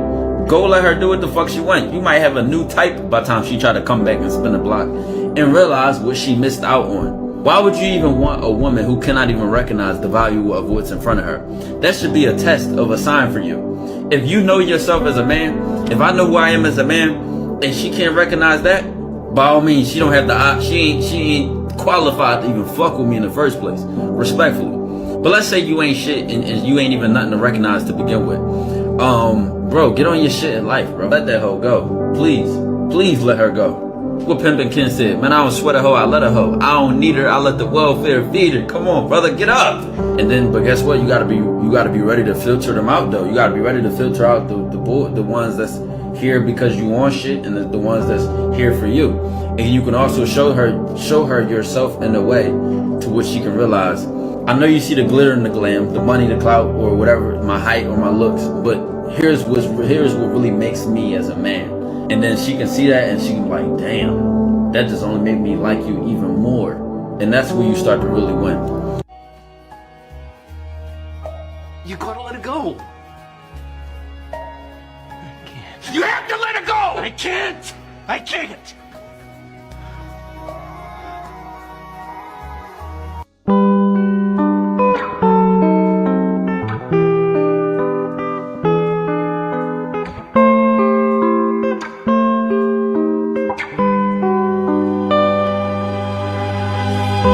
She's not coming back. Let her go. Y'all really be out here trying to believe delusions that girl is gonna come back into your life when the whole time you know she's moved on. It's been months. Shawty done blocked your number. She done blocked you on all socials. If that isn't enough for you, the moment she broke up with you, she decided that she doesn't give a fuck about your existence no more. Shawty doesn't even care if you woke up and took a breath this morning, but you're still here feeling sorry for yourself at the fact that y'all didn't work out. Now it's like your whole existence seems to revolve around her. You're thinking to yourself what she's doing with her time, who she's spending it with, who she's walking through the hallways in school with, who she's probably walking home with. Nigga, you're obsessed with somebody who does not give a fuck about you. And it's sickening. When in life have you ever thought that much about yourself like you're thinking about this girl? It should never be like this. When somebody leaves you, they decided not to choose you anymore. You're not a choice in their life. You have to move on and you have to let them go. You have so much life to live and so much more stories to make with different people. This is just a fucking chapter in your book. Nigga, flip the fucking page. Never force nobody to choose me. If you think there's something better out there, go ahead and chase it. I ain't holding you back. Life's too short to cling to someone who ain't sure they want to stay. I believe in the freedom of feelings. If you stay, let it be. Cause your heart tells you this is where you belong. Not cause I asked you to. I want to be a choice, not the fallback plan. I deserve someone who sees my worth, who gets what I bring to the table. I don't need someone sticking around out of fear of being alone or just out of habit. I want someone who stays because they can't picture life without me. The door's always open. You're free to leave whenever you want. So if you think your happiness lies somewhere else, I won't stop you. Meanwhile, I'ma keep moving. I'll keep building my life, finding my own happiness. Cause my happiness, it ain't tied to your presence. It's all about my ability to thrive with or without you. Yeah, I guess that's what this chapter of my life is gonna bring, you know, of like falling back into who I really am. It's kind of like Shia said, like a piece of you has to die to become a new person, to become a new man. That really feels like where I'm at. I just hate that, like, for me to change my life had to come at the expense of losing someone that I love. You know? Like, you really gotta go through some, like, painful shit to look in the mirror and accept that, like, you're a piece of shit. You know? You're a piece of shit. You probably didn't even deserve that girl.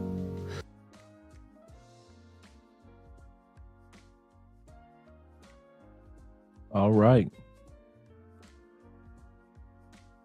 So that's the end of our videos. But that's not the end of the journey. Now that we talked about tonight, letting her go, the choice is up to you. You're going to continue to center your relationship section of your life, the relationship part of your life, around 4% of the women in the world?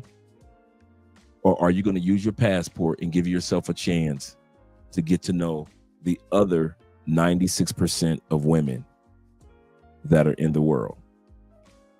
The choice is up to you. I've made my choice. A lot of other men have made their choices.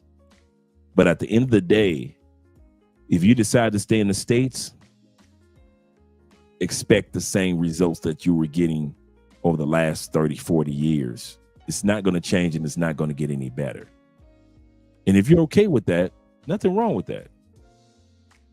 But as for the rest of us, we out. We're done battling. We're done arguing. We're done cussing and fussing and trying to convince. We're done. Done sharing the stats about this and the statistics about that. We're done. Done with doing the panels. Done with praying about seeing if she's going to be all right or do the right thing. We're done. You got a better chance of using your passport and finding the type of woman that you're looking for than to try to build the type of woman that you're looking for back home in the United States, Canada, or UK. Shout out to all you guys that were here. Shout out to my brother, you guys over on the Cash App. Shout out to Lawrence, sending the $10 love. Appreciate you guys who supported by way of PayPal as well. Remember, tomorrow is Rumble night, so we're going to be watching movies tomorrow night. Appreciate every one of you dudes. And you guys have a great evening. Let me give you guys an outro so you can enjoy it. Once again, this is Andre of Andre and Andre's Love Crossing Borders, man. See you again mañana, tomorrow.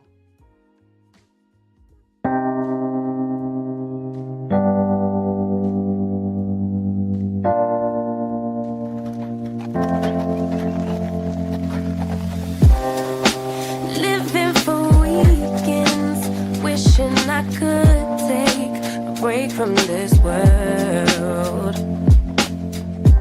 Running on a hamster wheel, but searching for something I can't feel. I just wanna be a lost girl and fly. Take a breath, feel my wings spread, levitate above the ground and make eye contact with clouds. Now I'm rising, I'm soaring above it. It all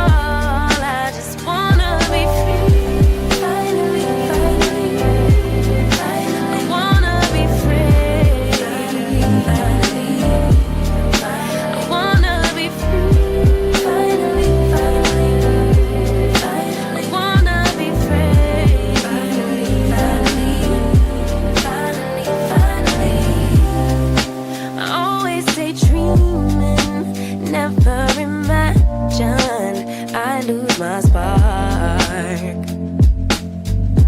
Living in this crazy time, putting back the pieces of my mind. I know how to